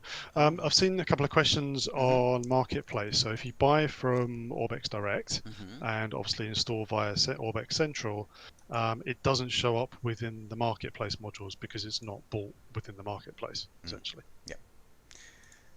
So I'm able to load in directly from Orbx Central without quitting the sim? Yes. Fantastic. Yep. There you go. I've learned something on that one. I thought I was going to have to leave. There you go. So there's a question from Bill Mobile about extensive. Will there be extensive UK coverage coming from Orbx in the future? Again, at the moment, I'm not going to talk about kind of what we are doing. What we're evaluating at the moment is, it's not even down to what are the most popular areas, because obviously everybody wants everything at the same time. So what we're looking at doing is the resources we have on board currently, as I don't know if you saw in one of the Q&As that York did recently, we actually have people within Orbx that are doing work for Asobo and with Asobo as part of the base sim. So we have a team of people that are actually working on the core sim with Asobo. So what that does is it allows us to look at the direction that Asobo and Microsoft are going, and the direction that we're going as a business, and obviously run those in parallel. So obviously I can't talk about what Microsoft and Asobo are doing, and at the moment I can't reveal what we're working on, but we have a very, very long list. There are some very quick wins, as you talked about. We could do a bridge pack relatively quickly. I think there's a desire for one particular bridge amongst the community a great deal. Yes. I can tell that. Yeah, there's quite a few. I mean, when I first flew London, I was like, in the base sim, in the alpha and beta, I was like, okay, well, that's the first thing I want on my list is the London bridges. And then so I've only been with Orbx a few weeks now, so I'm pretty late to the party in terms of what's actually been decided in terms of development. Obviously, there's a huge dev list of airports and airfields. We're not just looking at that, we're looking at other things we can do within the sim. So, POI packs is a big one. The landmarks pack, London's our first one. It's certainly not our last one. So I'm just trying to get my sim loaded back up again as I'm talking. And again, it's a learning experience. So London is the first landmarks pack that we've put out. And one of the things I'll say before we kind of get into questions and talk about this is the feedback from the community is very important, whether it's positive and also negative. Negative feedback makes you a better developer, and it makes you a better company. So, I've seen some very, very critical comments about the London scenery. And some of them are warranted and some of them aren't warranted. And it comes back to, I was chatting to somebody yesterday. I was born in London. I've lived in London as part of my past life doing health and safety. I helped build the Shard. I helped build the London Athletes Village for 3 years. I helped build a lot of the iconic buildings in London. So when I'm flying around in London using the drone as if I'm walking around London, it's very different to if I'm flying through London at 200-300 feet. And it's the same comparison if you go to the Vegas Strip in default sim and you fly at 200-300 feet, it looks amazing. If you come down to drone level, it looks absolutely horrendous. And there's been some comments about the building, so I'm going to pick out a few that I've seen comments on. Mm-hmm. Obviously, Tower Bridge, the Shard. Sorry, my sim is blasting in my ear, so give me a second to That's okay. get the volume of that turned down. Seems to be when you log in, it remembers all of your past details. So I just need to give a huge shout out to Sergio. Thank you very much for subscribing. You are a legend. You are awesome. Thank you. Rock. That's awesome. Okay, sorry. Please continue. So we have us. And Darth Blaze Anthony, thank you very much for the follow. Welcome to the crew. So yeah, I mean, at the moment we're taking that feedback, and I say positive and negative, and it's not just from the community. Obviously I've been flying the product as well, so I provided feedback. A lot of our testing team are providing feedback on that as well. So we're listening to the community. And Anna, our CEO, posted up probably a couple of hours ago now, an announcement that we are listening to you and changes are coming. And I can guarantee that those changes will be for the better. It's a new sim, it's a new product line for us. It's the first product line that's gone out there, and you've seen the level of detail at Lowy. Landmarks are different. The way landmarks work in the sim are different to placing an airfield, as an example. So I've seen some comments about buildings floating. That's being addressed and has been addressed. I've seen comments that Asobo's 3D models and textures are better than ours. Again, that's being addressed as well. So if we feel that their buildings are better model and texture than ours, then we'll remove those from our pack. So the point of this is it's giving you the best experience you can have. And that's something. A couple of things I think I want to pick out of that, because and again, chat. This is part of. Thank you, Necrosapien, for gifting a sub, and thank you very much for gifting the emotes, dude. You are an absolute legend. Everybody, shout out to how awesome Necrosapien is in the chat. He is an amazing supporter of everybody here. He genuinely is. I think that a couple of things that we should probably pick up and chat about here, chat, and also with you, Ellise, is that Orbx really put themselves out here. So, guys, how old is this sim? This sim is literally, what, 3 days old? Yes, okay, it's been but it's been beta and alpha for, 6 months, but the actual release version of the sim has only been out for a couple of days, and Orbx really put themselves on the line a lot by being one of the first to market. In fact, at least I believe Orbx was the first to actually even confirm that they were releasing and pricing that they were releasing. Am I right with that? Yeah, as far as I'm aware as well, we were the first to announce what we're doing, and also first to announce the kind of product line of what Orbx are doing. But more importantly, I'm not going to say set the price of the market, because it's I'm not bold enough to say that. What we're doing is we evaluated the prices of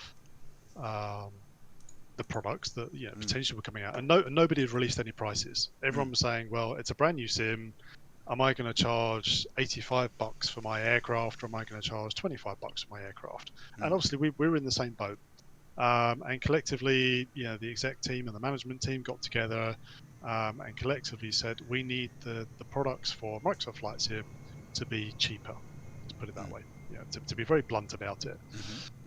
A lot of the simmers, and I'm a die-hard simmer. I've been a flight simmer, say, since 1989. So yes, I am old, and I've flown a lot of things, and I've spent my many thousands of pounds on hardware and software. I really have. Yep. I've just noticed you're in London, so I'll come into London. And I'm one of you. I've done that. I've got all my Thrustmaster gear sitting here, and I've got my MFG carbon fiber pedals and my 43-inch widescreen and VR and tracker and blah blah blah. All of that stuff basically. I'm not in your group, Tristan, but you should be able to see me. So, I guess and yeah, as I said, I guess the root of it is that that's and at least as you said, you know, the acknowledgement has been made that it's there, and I guess the question that's been is asked is the I guess it's the level of I think the phrase that was used is the level of quality control, as it were. Like the question becomes, what was when it was planned and when it was released, were you even aware of what Orbx had? And the other thing is compare is that yes, people are highlighting the Shard and Tower of London, Tower Bridge, but they're not the only parts of the pack, though, are they? No, no. I mean, the thing with this is that across the London landmarks pack, there were 400 plus landmarks that we've modelled in. It's not just, you know, buildings in Canary Wharf. It's not just the Shard. It's not just the bridges. It's not just you know, the post office tower. You know, Westminster. I mean, I'm picking out some of the main features here that a lot of tourists may know within London. But there's 400 plus landmarks here within this pack, which is huge, absolutely huge. And not every single one of those is going to be 100% perfect, and it may be perfect on the development branch we had, you know, during alpha and beta time, and it may have been perfect there, and then the sims come out and something has changed very slightly, so it may be hovering very slightly because the terrain mesh has changed or something like that. So we again have to adapt to how the simulator changes, and I had this a lot developing aircraft back in the day, is that something in the base sim changes and it can affect your product. Yeah. And I'm not blaming the sim for this, please don't take that the wrong way, is, you know, things that you may have seen on release may not have been there 4 days ago on the latest beta. And I've certainly noticed things that I flew the beta right up until the point I started downloading the release. You know, I left it downloading overnight, and I literally was flying till midnight my time, and then in the UK it became available at midtime. I uninstalled beta and I started downloading release. Up until that point, and then when I flew again on release day, there were things that had changed within the core sim. Now that can also have an effect on products. That can have an effect on aircraft, scenery, landmarks, all of that different thing. And it's not an excuse. Please understand, I'm not making an excuse for this. What we've done is we've evaluated that. We've evaluated the community feedback on our forums and YouTube videos, and a lot of the team, including myself, spend a lot of time following content creators and also engaging with content creators. As you know, Tristan, we set up a new Discord group for content creators to come in and talk about not just what we've released, but also upcoming releases as well, to get your feedback as well. And Orbx is very much about that community and having that community feedback. And we've listened, and as soon as it's available, there'll be a patch coming out and things will be better. So and that's a real thing, is that I agree. Now I have looked at I've seen the particular video in question that really highlights this, and I guess this is the thing, guys, is as well, is that and Ellise really made the point here, and I had wondered if that's what it comes down to. And again, it's not an excuse, but it's just a observation that even for me as a content creator, so those who follow me on YouTube as well, you would know that we had so some content creators were given permission by Asobo and Microsoft to be able to produce some preview content with a build that we were told was representative of the final build. So it wasn't it was you know, technically a beta, you know, it was an advanced beta, but we were told it was representative of the final build. So we produced a lot of content, and that was what you see. So any of the videos that you see on my YouTube channel that's titled with Microsoft Flight Simulator Preview Series, that's the build we were using. Now that build, which was, as I said, very similar to the one that the Ellise and the developer team had as beta, the difference between that and the one that we flew on release date, as I said, I was very blessed and very fortunate that a couple of us, you know, some of us were able to fly it and stream it to you, present it to you guys pre-release. There were a lot of changes just in those few days between that we had the difference in time frame between those two builds was maybe a week, and there were lots of differences. So unfortunately, and and again, it's not just to give an excuse, but it's to think about, guys, we are a couple of days in, and this goes back to what I was saying before about Orbx. Are there problems with that landmark pack? I think, at least I think we can both agree that there are issues with it. Yeah, 100%, and the team recognise that. The developers recognise that there are issues there, and that's the beauty of it, is that if we didn't have that feedback, it'd be a very different story. It would be, okay, so we're happy with our product and that's it, and that's not how Orbx works, and it's certainly not how the developers and the team think about things. If there are issues there, then we'll deal with and fix those issues. Yeah. I found your aircraft. I'm just going to taxi next. So yeah, I really wanted to highlight that to everybody, to sort of say that yes, there are issues, but it's great. I'm really glad that we got this chance, at least to chat about this, to go. Yes, we've got there are issues identified and also actively working. So it's a really fortunate, great timing that we're able to announce and confirm that yes, there is improvements and patches on their way. But it's to highlight, guys, is that Orbx, as I said before, Orbx really put their name and themselves on the line by actually willingly going out there and putting a product out there day one, with a product that was changing literally up until the day it released. So I think that again, it comes back down to that thing. Yes, we absolutely need to hold developers like Orbx to account when there are issues, but also we need to make sure that we're doing it in a constructive way. So that's probably the only thing I want to suggest. I think it's probably time to have a look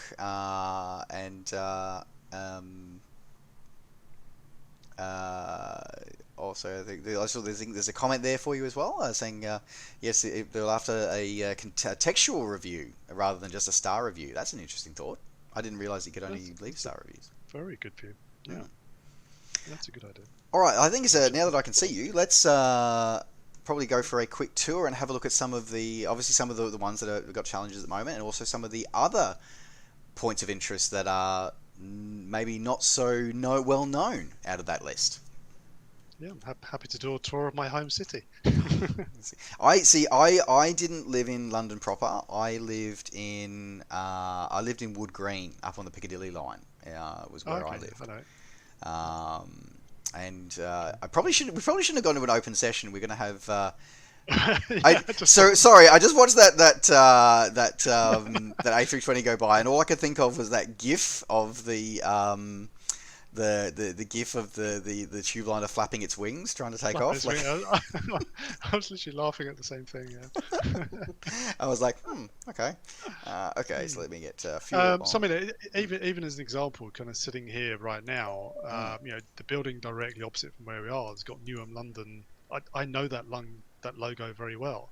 I worked with Newham very closely with a few things to do with the Olympic stuff. So even just being able to sit here, for me, the immersion experience, and at the end of the taxiway on the left hand side, the bridge that's there in the default sim was just, I've been over that bridge so many times, and I've flown in here so many times in sims that it's just very, very different. And that's the beauty of this, is as the sim progresses and other developers come on, it's only going to make it better for the entire community.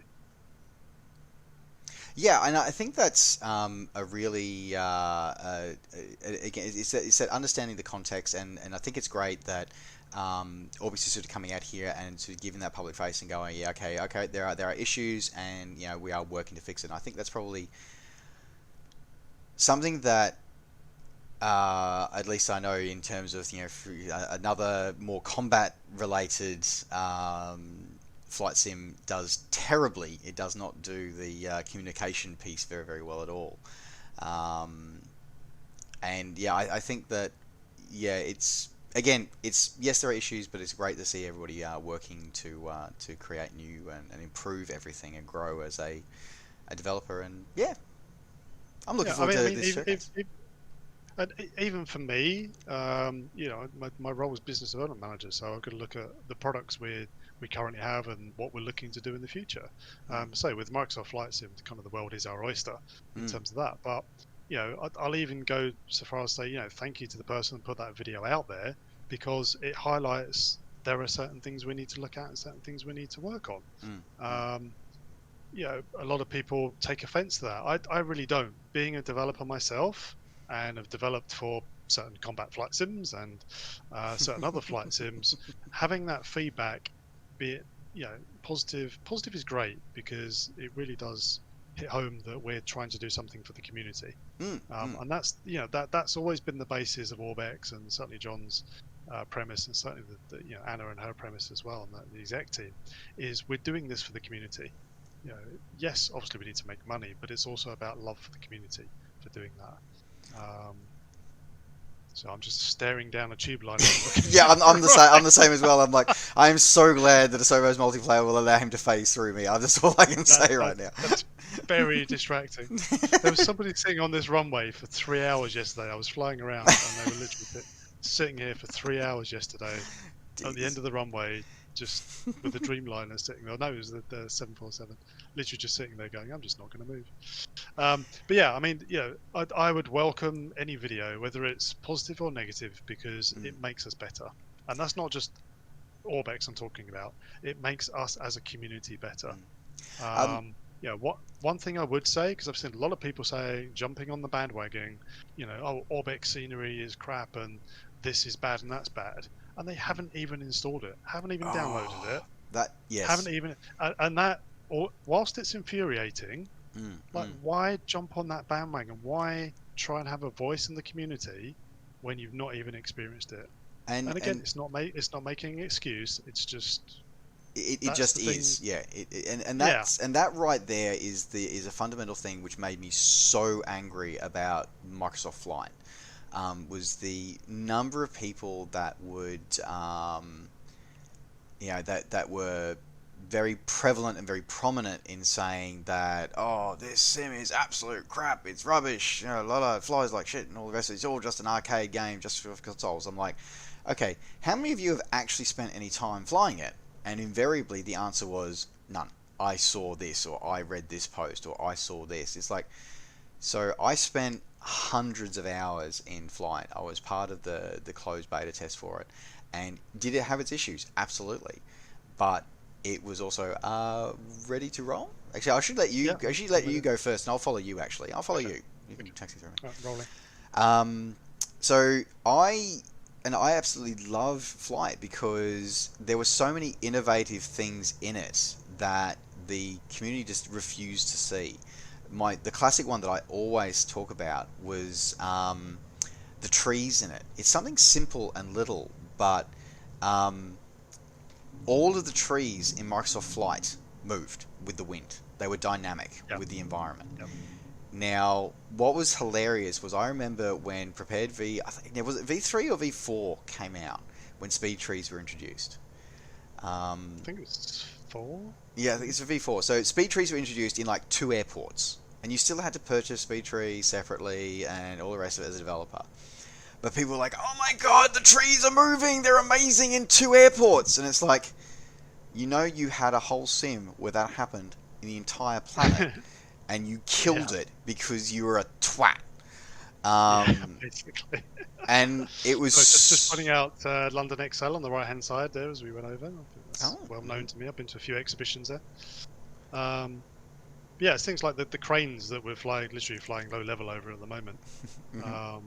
These are all the extra 400 plus things that are part of that POI pack. That is awesome. And this is a lot of this, and I'll pop some for those who might be interested as well. I'm going to pop some screenshots in of both comparing sort of both a lot of the issues that are being pointed out in some of the posts to do with things like the height of waters and stuff like that, which is actually pretty rubbish in default anyway. I mean, all of these water levels here we can't change. So literally Canary Wharf on the right hand side. I'm just banking around them just to get some altitude, and I'll fly back over Canary Wharf. We can't change that at the moment. It's not saying we won't be able to in the future, but right now we can't adjust those water levels. And trust me, the team have been trying, because it's one thing that is a massive bugbear for us. Is we want something to look great with our products, but again we're at the mercy of the base sim. Yeah. So there's counting 1, 2, 3, 4 of these buildings here in Canary Wharf as part of my construction days. I help build. and they're very accurate, very accurate. And again, these are the points of interest that have been added in by Orbx rather than the Black Shark AI. Yeah, so the Black Shark AI will have these as basically square tower blocks, or rectangular tower blocks. So, Canary Wharf 1, JP Morgan, Citibank, all here. And again, at night time, the lighting on these is absolutely amazing. We've had feedback on the lighting, saying that some of the lighting is too bright. So part of that is toning that lighting down. So again, the feedback really helps what we're doing here. So there was a question as well about, we mentioned before about users being able to suggest airports and discuss about that. They were just checking, whereabouts in the forums, in the Orbx forums, can they do that? If there isn't a post already, then by all means create a new post, and Orbx airfields and POI suggestions, and I've seen a lot of suggestions on a lot of videos, a lot of various different forum posts. So I'll have a chat with Callum as well, and just maybe get a singular thread made. Yep. We can do that. So, okay, I'm going to come over Tower Bridge, and that's certainly one of the ones that has been questioned.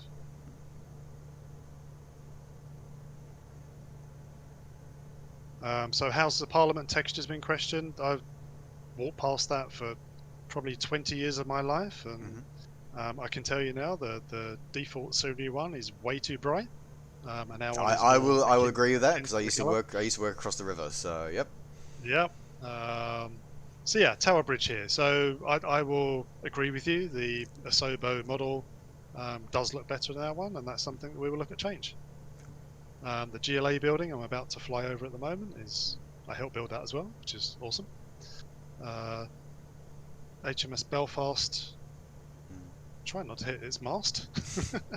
Actually, I've just realised, Ellise, that it looks like you have to do if you do installed via Orbx. You're not seeing the stuff? I'm not seeing it at the moment, no. So, because I saw it before, but not now. So it's interesting. So I'm actually seeing. So, folks, what you're seeing here is actually default. So I may have to. Okay, that's different. Okay, no, apologies for that. For me, it recognised it straight away. Anyway, apologies, guys. So what I might do then, if people want to hold on to the stream, then what we might do is I might drop out, guys, and we'll answer a couple more questions while I restart, so we can redo this tour showing some of the Orbx POIs. So give me a second, guys. We get to have a slightly longer stream than planned tonight, which is great, but it's always a great conversation to have here. So let me just skip this out. So any questions, and feel free to fire away. Feel free to type anything into the chat, guys, because Ellise is able to see the chat, so we're always happy to answer your questions here. Blue by Ocean, thank you very much for joining us. Well, thank you. We were trying to... This is... Ellise has known me for many years, and for me, I always try to make sure that I try to be the best and most informative I can for our community, because I think we need to be informed. We need to be informed, I think, is the bottom line, and I think sometimes that. And this isn't just the sim world either, by the way, or gaming world, but we sometimes get a mob mentality. And again, we were just talking about Microsoft Flight before, which many people don't even know existed, because it's been effectively erased from history. But it was ostensibly the next evolution in the Microsoft Flight Simulator franchise. But because of elements of our greater community that took a position against it essentially without basis, then that was compounded and meant that program was terminated after not even 6 months of being available. Now is the blame purely with us as a community? No, it wasn't.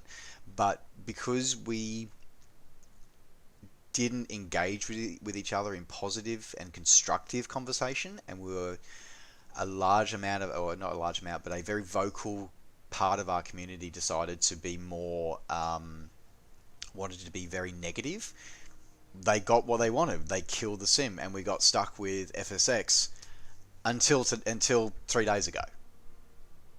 So my goal is always to give a balanced and honest viewpoint, and this is where I'm really grateful that I can have support from everybody that is here joining me here on the streams, that watches my YouTube channel, and from amazing people like Ellise who come on here and get to, as it were, not correct the record, but just actually to share and have these open and positive conversations and discussions. It's not correcting the record. It's an opinion, and one of the comments I've just seen there, London Orbx is substandard. It's unfortunate, really, and those kind of comments, some people take to heart. I look at those as positive because it's feedback. Again, any feedback is good feedback, whether it's negative or positive, because it allows us as a team to do better. The team have worked extremely hard on this, and anyone that's watching the stream from Orbx knows how much work has gone into doing this.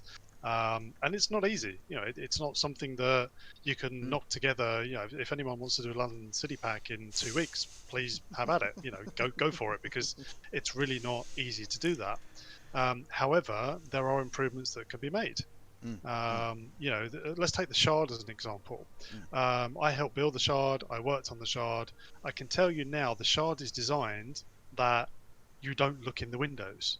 Unless you're a helicopter flying right next to it, anything from a distance, whether you're on a tower crane or an air experience flight over London or anything like that, you cannot look through the windows because the glass is designed not to do that. I helped install the glass.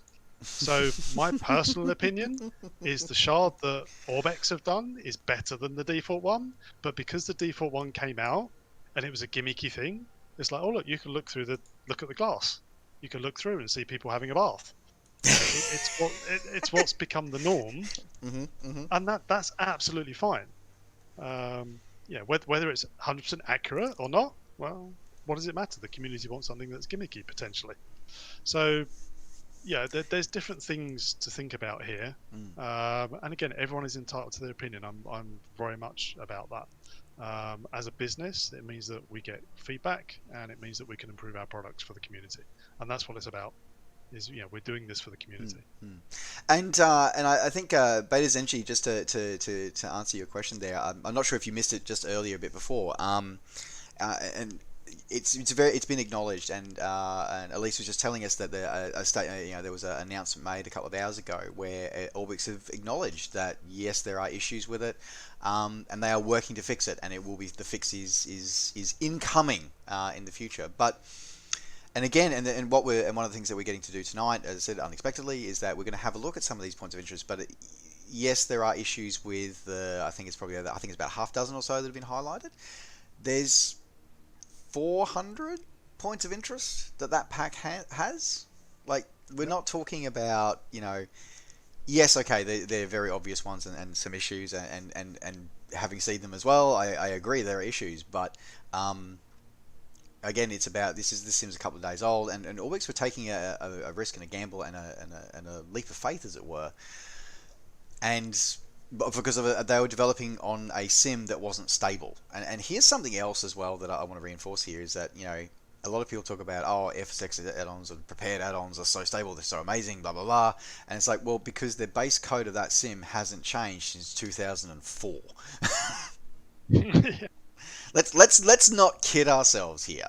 Is that one of the reasons why a lot of developers, and Orbx is one of those developers, has benefited from the fact that the code base didn't change for so long. The world had to adapt to these third-party developers. The developers didn't have to adapt to the sim, and that's to a lesser degree. Lockheed Martin changed the rules a little bit when they finally got off their ass and actually dragged the ESP sim kicking and screaming into the world of 64-bit. But really, it didn't. It's still fundamentally, you can still run stuff from FSX in prepared. You can't run stuff from FS9 in prepared anymore, but that only took 15 years before we could stop having FS9 compatibility in prepared. Like, Seriously? Like, this is the thing. So it's a bit of a thing here. Add-ons just aren't in beta. They're released, dude. So there you go. All right, let me. Hopefully, everything's loaded in for me this time. I'll wait for it to come in. All right, loading in on 09. Parking brake release. Throttles up. At least I'm not staring down an A320 this time. That's good.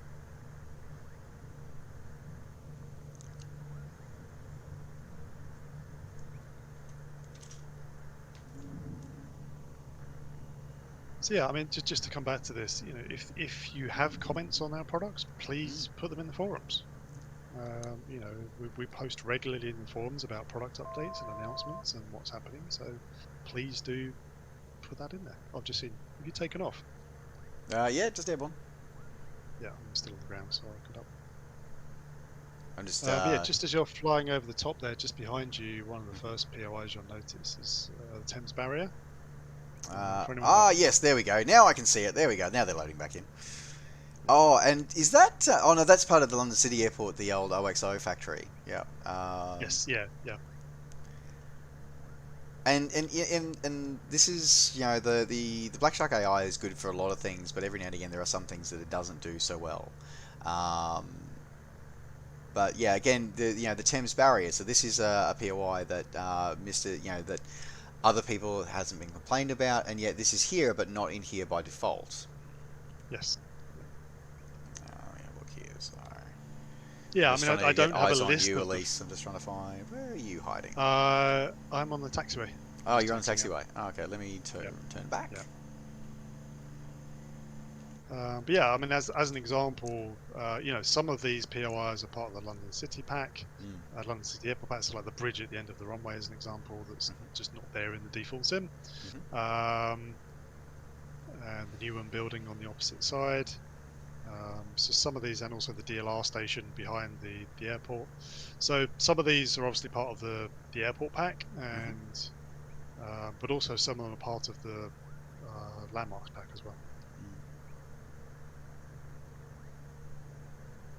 But yeah, I mean, it's the level of detail. So even inside the airport terminal behind us, you know, you've got baggage carts, you've got all manner of things there that just enhance the experience of the airport, really. And that's what the landmarks pack are designed to do. It's always give that enhancement, and again, it's all about building on bases and building on what is there and can grow. Like I'm looking here as I'm just doing an orbit over the top of 09 here, so seeing those buildings, which I'm assuming part of the city pack, you know, those divoted roofs of those apartment buildings on the edge of the wharf there is sort of like, you know, you're not going to find that from Black Shark AI. That's where you still have benefits of this kind of content. Yeah. I mean, as an example, Alexander Palace is modelled in here. I mean, you know, Battersea Power Station. There's a long list of buildings that, you know, are basically London iconic landmarks, and that's the point of a landmark pack. Is it gives you the landmarks of the city you're in, as an example. Yeah, absolutely. Okay, so I'm now parallel with the runway. Yeah. We're having our intermittent multiplayer visibility issues again tonight, I think. Well, hopefully you'll snap back in for me. Yeah, just over the London XL Centre. So even things for me, the London XL Centre has a hotel, which is a yacht. So if you flew directly taking off west, essentially, I'm not sure what the 270, I'm guessing the airport is. Yep. So I'm literally flying over it right now. That yacht, I've stayed in because I was at an event in London XL. Oh yeah, there's the yacht. Yep. Yep, that yacht is there in real life, and it looks exactly like that one. You know, it's that extra level of detail that I love. That it enhances the experience, basically. Now, okay, so we're just passing the O2. Now the O2, that one wasn't in your pack, was it, or was that in your pack? No, so the O2 is modelled as default. What I'm not sure, because the O2 now has a suspension bridge above it that you can actually climb up. You get hooked on and you can walk over the top of it. I'm not sure if the default has that. I need to double check that. It may be something we've added. Okay. Okay, there's an Airbus inbound at my nose. I'm just going to come left. So yeah, these Canary Wharf buildings. So I've worked in Canary Wharf and I built several of these buildings. I think 6 of them in total now. And you know, it's iconic landmarks. So I'm flying past the one on the south side, which is a weird tubular type shape. That is odd, that shape building. It really is. Yeah, London architects have got some very strange thoughts and ideas. What happened to London architects? Let's be honest here. What happened with them? Yeah, the gherkin, the cheese grater, the walkie-talkie, which we'll fly past in a minute.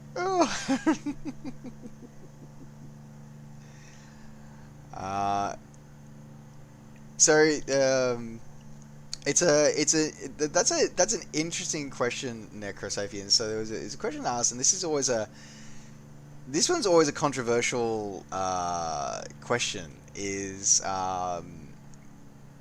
why the price tag that you choose? So referring to airports and stuff like that. Like why?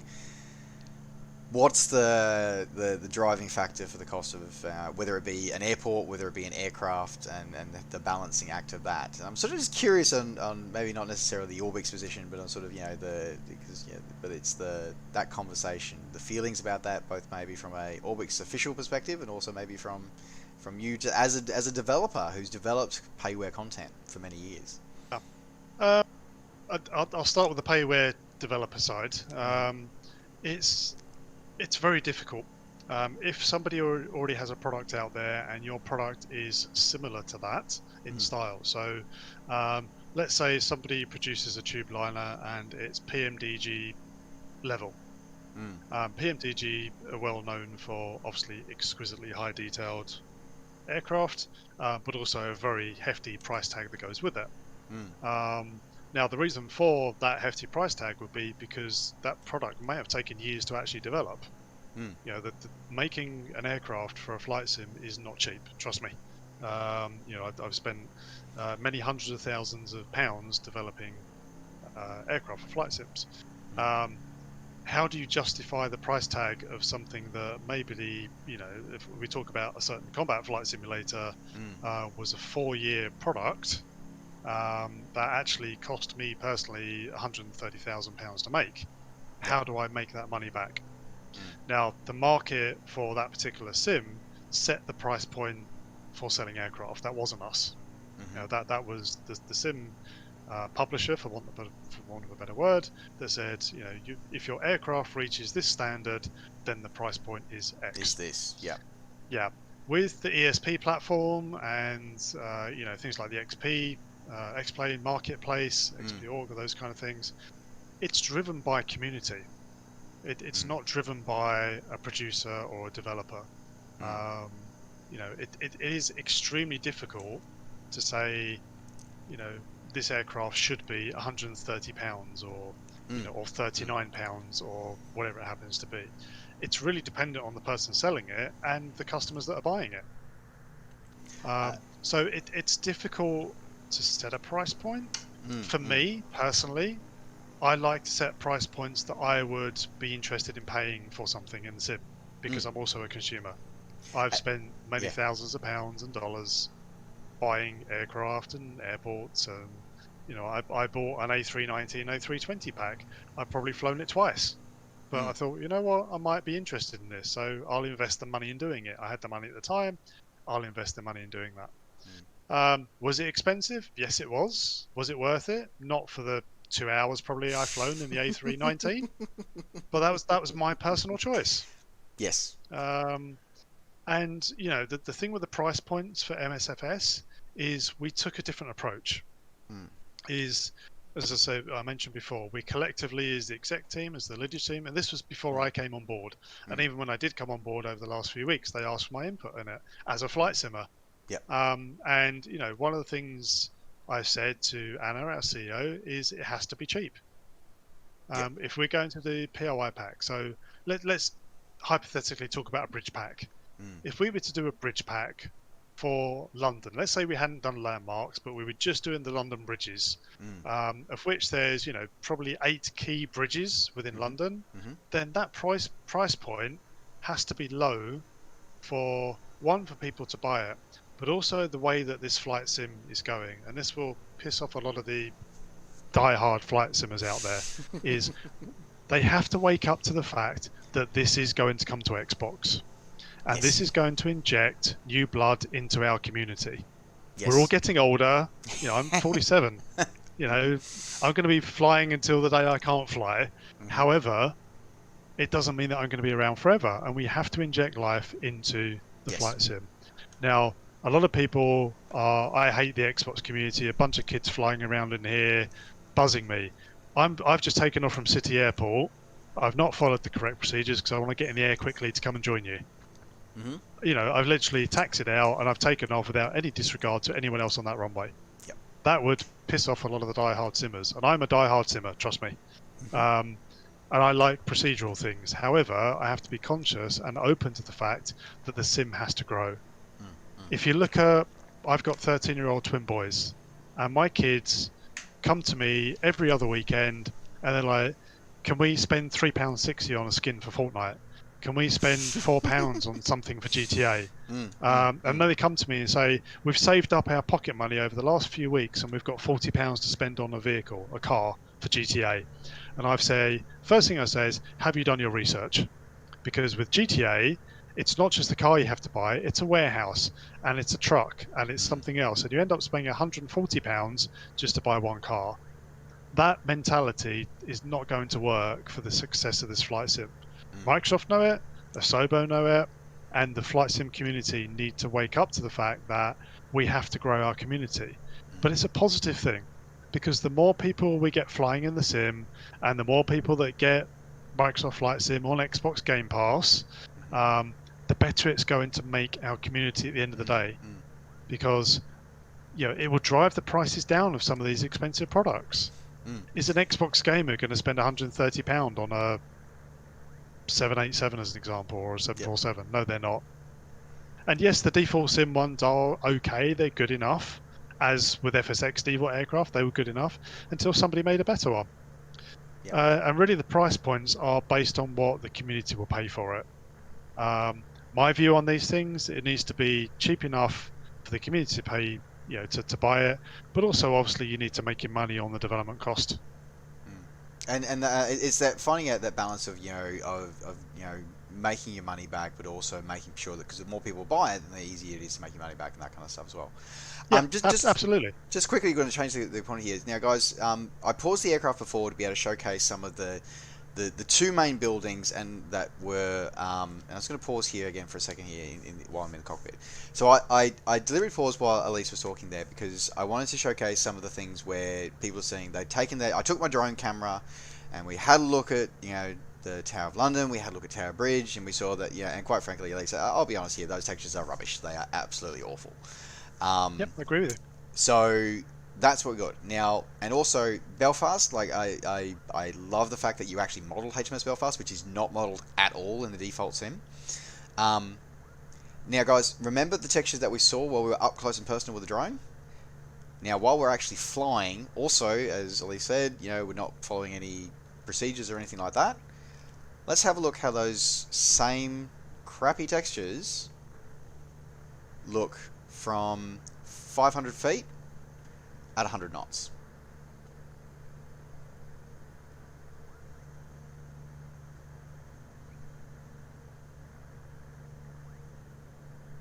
Is it perfect? No, it's not. But considering that you only see it for a few seconds, yeah, okay, absolutely. And I agree that the textures are rubbish, and we need to do better. And I'm really really glad to hear, Ellise, that Orbx is listening to that feedback and growing with that.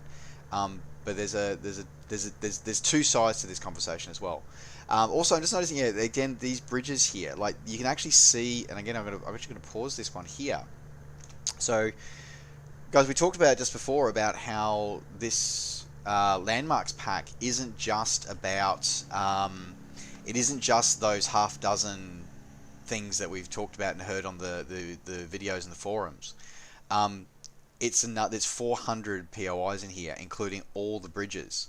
Now, if you actually jump back in the drone camera in again here, this bridge is not here in the sim by default, and this is added in. It's underwater. Yeah, it's literally underwater. But thanks to Orbx, is the texture quality the best? No, maybe not. But it is actually now here in the sim. And again, for VFR flying, that's really, really important. So just catching up some of the chat here. Other networks for snobs to get away from the galloping flight sim hordes. I love that, Steve AHL. I love that comment. It's a flight sim. You're not going to walk past the buildings. It's really good. APS Twitch, thank you very much for the follow. Welcome to the crew. Great to have you on board. Dennis G, shouldn't it at least look better than default? And again, as we've been discussing here with Ellise, is that the default that they had when they were when the developers were working with it, it was going to be better than default. And then, but the build that they were developing to was not the build we got on release day. So it's a challenge for everybody. So one of the comments Steve PHL's put, do we want FPS killing textures? I mean, depending on the rig, I've got an old i7 38 something or other, 100 or 38,000. I have 0 FPS drop when I'm flying around with the London City Pack compared to base sim. I'm on a 32 gig RAM system, a 1080 GTX. I'm not on a very high spec PC. I'm not on ultra settings. I'm on high settings. But I have 0 FPS drop. So this is the feedback that we need. If people are experiencing FPS drops, don't bitch about it on a live stream. Please put it in the forums and say, bitch about it on a live stream, but also add it to the forums. Yeah, but also add it to the forums. Say, when I fly past this particular building, because if you say my FPS drops by 20 when I'm flying over London, we need to pinpoint what may potentially be causing that. Yep. So is it one particular building that's high poly? Is it one particular texture? Is it something that's conflicting with the base sim? Being general about it doesn't help us that much. Being specific about it, really helps us out. And that's the thing that I would say to the community is give us the feedback, but please try and give us detailed feedback on it. Absolutely. If it is Waterloo Bridge doesn't look like Waterloo Bridge, or Westminster Bridge doesn't look like Westminster, or the suspension bridge running over to St Paul's, or be detailed about that feedback, because that's where we can improve on it. Yeah. So yeah, it's been a really great opportunity to be able to have this conversation, this frank one, and it is, as I said, like, it is great, and I think the chat here has been great with this, with actually sort of going through and discussing the fact that Orbx sort of recognise that there are issues with it, and it's great to hear, Ellise, that they are sort of working on that. No, I think that's all right. As I said, it's one of the challenges of live streaming, of course, coming in partway through. But yeah, I highly recommend everybody catch on the VOD as well. Oz Flight Sim, hello, welcome to the stream. Great to see you, my friend. Great to see you. So yeah, I think that's it's a great chance to sort of come across here, and as I said, it's thank you very much, Ellise, for covering this topic that's come up, and it was a great chance to have a chat to you and show off some of the other cool things as well. In hindsight, I should have grabbed an icon that I could have landed on the Thames, couldn't I? But anyway. Well, you can still try and land on the Thames. I don't know if I think it models. I don't think it models ditching very well, unfortunately. No, it bounces you about 300 feet in the air. So I think you're just the right hand side of Battersea Power Station. I saw. I just went through the Battersea Power Station just then. That was just kind of cool. Yeah, and they were like, the texture is wrong. Well, again, another building I worked on, and if you're up close to that building, then it's the same texture. Yeah. It's it's daylight lighting. It's depending on weather, clouding, all of that stuff. And yes, there are some textures that need improving, and there are some textures that are being improved and have been improved. The main thing about this is, for me, if I was coming into approach on Heathrow Airport or City Airport, which are the only two times you'll actually be over London, unless you're doing what we're doing, which is VFR flying through it. Yep. Breaching all sorts of CASA regulations. Absolutely, yeah. The CAA would not be happy with us whatsoever. even for me, looking at the bridges and looking at the river height here, we'd love to be able to change the river height because I'm seeing it bulging in lots of different places it shouldn't do. It's all brand new, 3 days old. Yep. Things are going to change. Yeah. And I think, and again, it's just the point, and I'll reiterate again, is that this sim is, and I think I might go back to London City Airport because I don't think I'm going to Heathrow. Is that this sim is a few days old. So and Orbx really took a gamble with putting themselves out there and working to. It's a phrase that I think you might know, Ellise, is development at risk. Yes. It is a phrase that I have come to hate with a passion, because it fundamentally means that you are developing content very well aware that it is more than likely going to go horribly wrong when you go to actually hand it over and deliver it. And that is something that I personally hate doing, because for me, I feel I need to. I always like to do the best that I can for like I've said to everybody here in chat and my community, is that I want to give you guys the best that I can, and whether that the best information that I can available to me. Now that has got me in all sorts of trouble, particularly recently. But at the end of the day, I want to make sure that everybody has the right information and the best information. Now, sometimes that annoys people, and sometimes people will, information will come through that maybe shouldn't have been released and stuff like that. But we also need to be cooperative. We also need to be understanding as well, because this is a journey for everybody, not just for us. It's a journey for us. It's a journey for Microsoft. It's also a journey for Orbx, for Ellise and the Orbx team, because they're learning this sim just as much as we are. I can think it's a pretty safe thing to say. Yeah, absolutely. I've been in alpha beta for 4 or 5 months, I think, now, and obviously we can't talk about it because the NDA is still there. But there's been huge improvements to what I'm flying in now compared to what was there in the past. And again, I know Microsoft and Asobo are working on huge improvements still to come. We have members of our team, or actually, as Jorg said on his developer video, we have members of our team working for Asobo sitting in our office. So we know the things that they're working on, and we can, we're in a good position. We can not anticipate, but work with them to then improve our own things as well. Yeah. And so it's all about being on a journey, and again we've said it multiple times here on various streams, and I know Oz Flight Simulator here in the chat as well has talked about it, is that this is a journey, and Jorg, I am deeply impressed and deeply happy that Jorg is at the helm of this project, because he has a vision, and it's a vision that's not 6 months long. It's a vision. It's not a vision that's only. And I'm again totally going to breach all the process here, and I was going to do a straight in approach here. His vision's not for the next 3 months or the next quarter, the next financial year. He's planning stuff in 5, 6, 7, 8 years time. Like, that's the kind of. This is really, at the end of the day, this is the kind of stuff that we. It's funny enough, the 3 Grumpy Simmers actually sort of half joked about was, we, in order to have a step change again in flight simulation, we needed somebody with vision and deep pockets.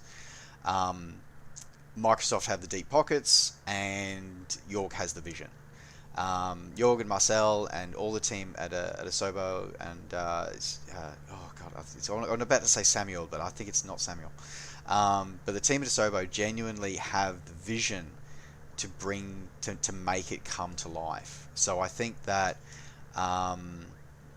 we need to support that, because I don't want to see happen to this what I've seen happen to Flight and what I saw happen to Flight Sim World, because quite honestly, guys, I can't deal with that kind of emotional abuse again. I can't. I've still got PTSD from that. Like, yeah, same. seriously. Especially with Flight Sim World. Oh, that's a no. That's a hard no for me. I don't want to have to go through that again, guys. So yeah, we need to make sure that we absolutely, and I think that, I think we've all held Orbx to account, and as I said, we've heard tonight that they are actively working on fixing this. I think we're about to play Chicken Drift. I think we're about to play Chicken, mate. Yeah, nice. Yeah. Oh, nice. I think I can hear the TCAS there going, for sure. Oh, you've got a 320 about to buzz you as well.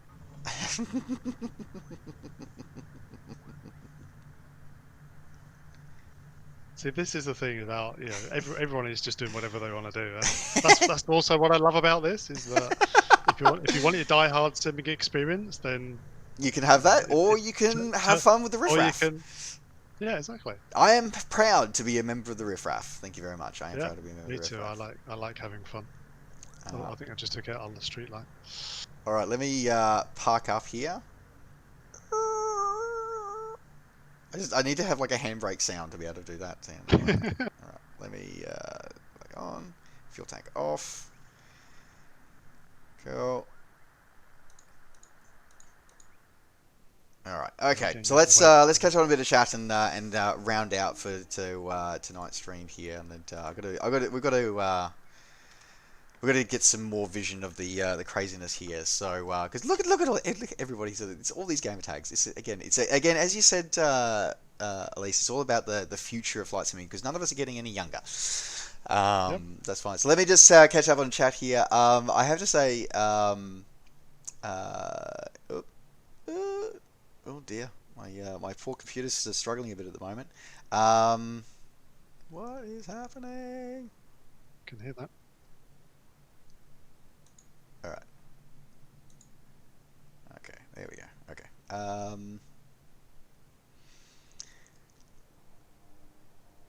So apparently there's already been a request here in chat. I can see for a city, as a city pack for Australia. I can see that there.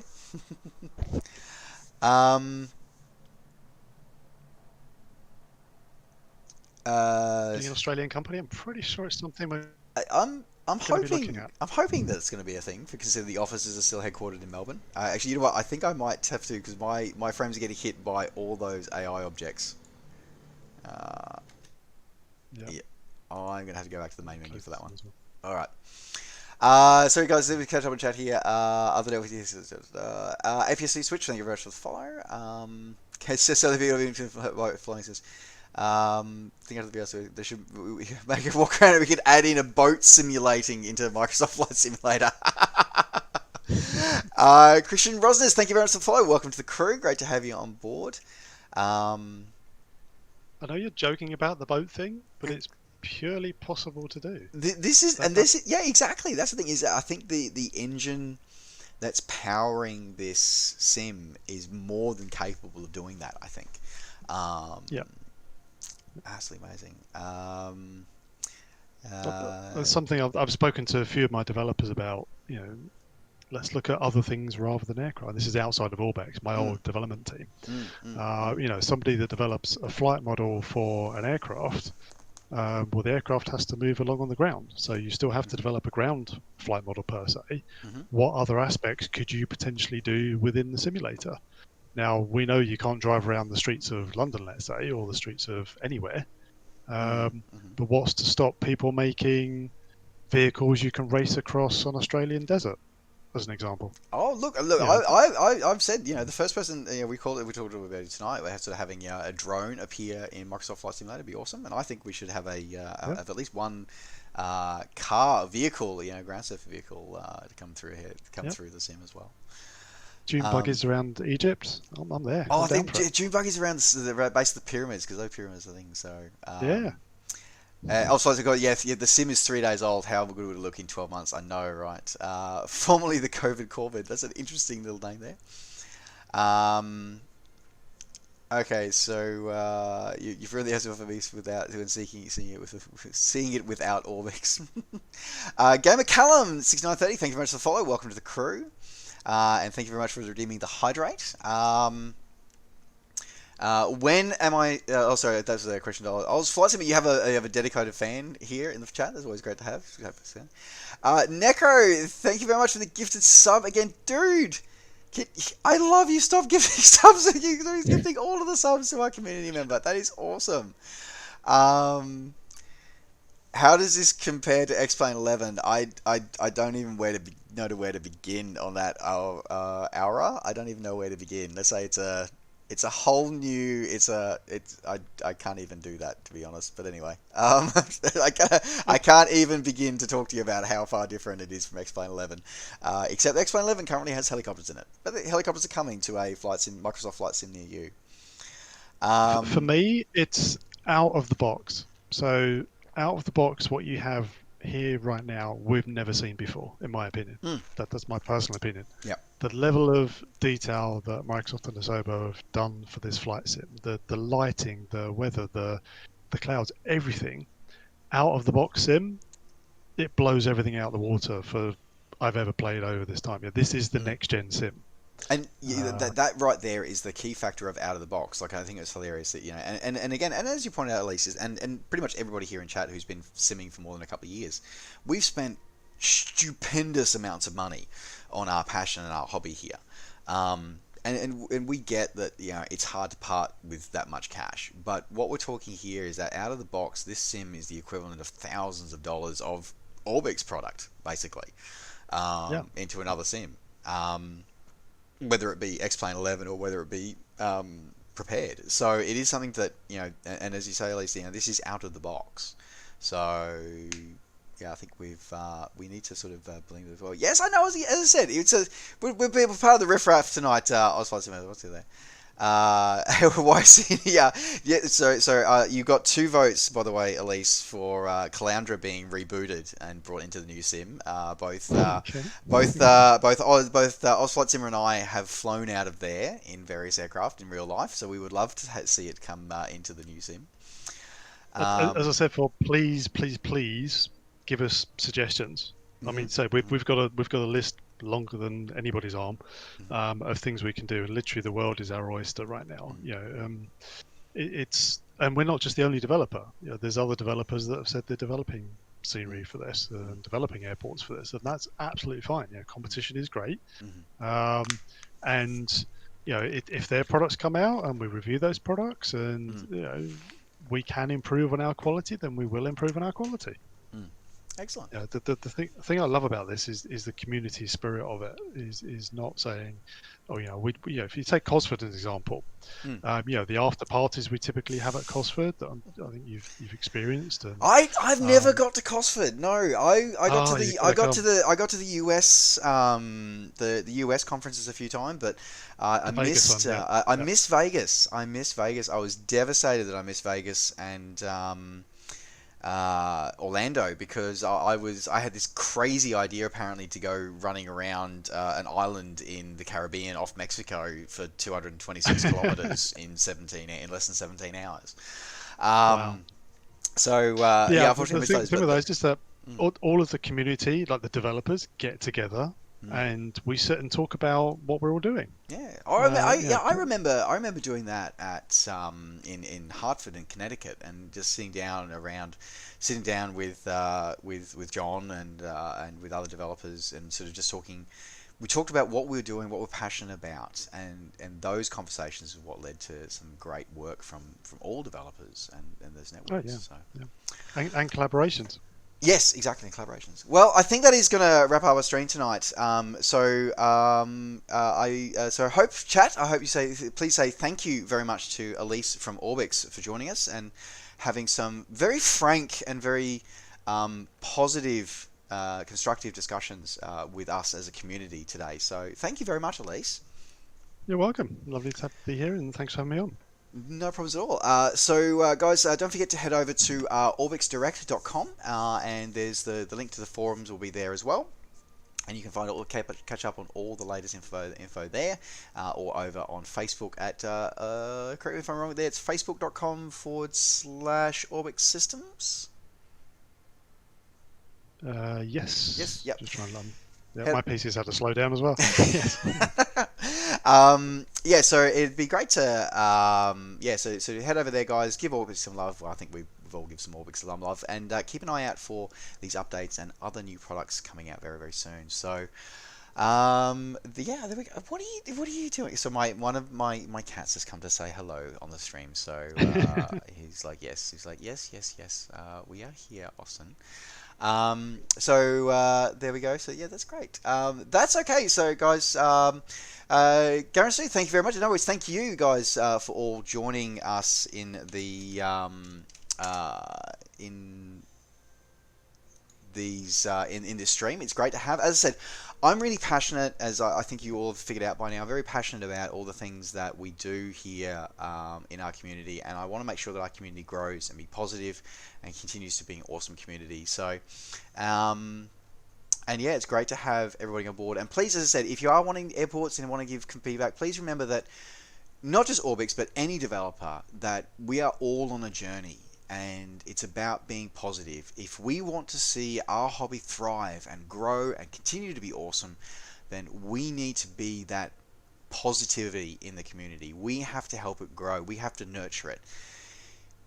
If we do nothing but negatively and talk down to it and be negative and be hateful towards it and denigrate our community, then we will get the sim that we deserve then. And that is something that I cannot overstate enough. So yeah, that's pretty much where we're at.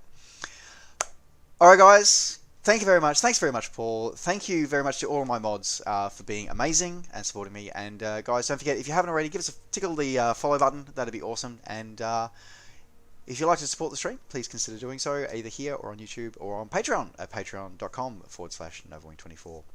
Alright folks, that's going to round out our stream for tonight. I think we're going to send you guys over to... thanks very much for the vacation. We'll send you for more flight simulation goodness. Let's send you over to a fellow aviator. He's a real-world aviator, but come over to the flight simulation world lately. So we're going to send you over to the Kandurist. So let's send you over there today. If I remember to spell his name correctly. There we go. Alright guys, thanks very much for watching. Take care, safe skies to all, and we will see you on the next stream sometime soon. Keep an eye on Twitch and social medias for when it's coming out. Bye for now.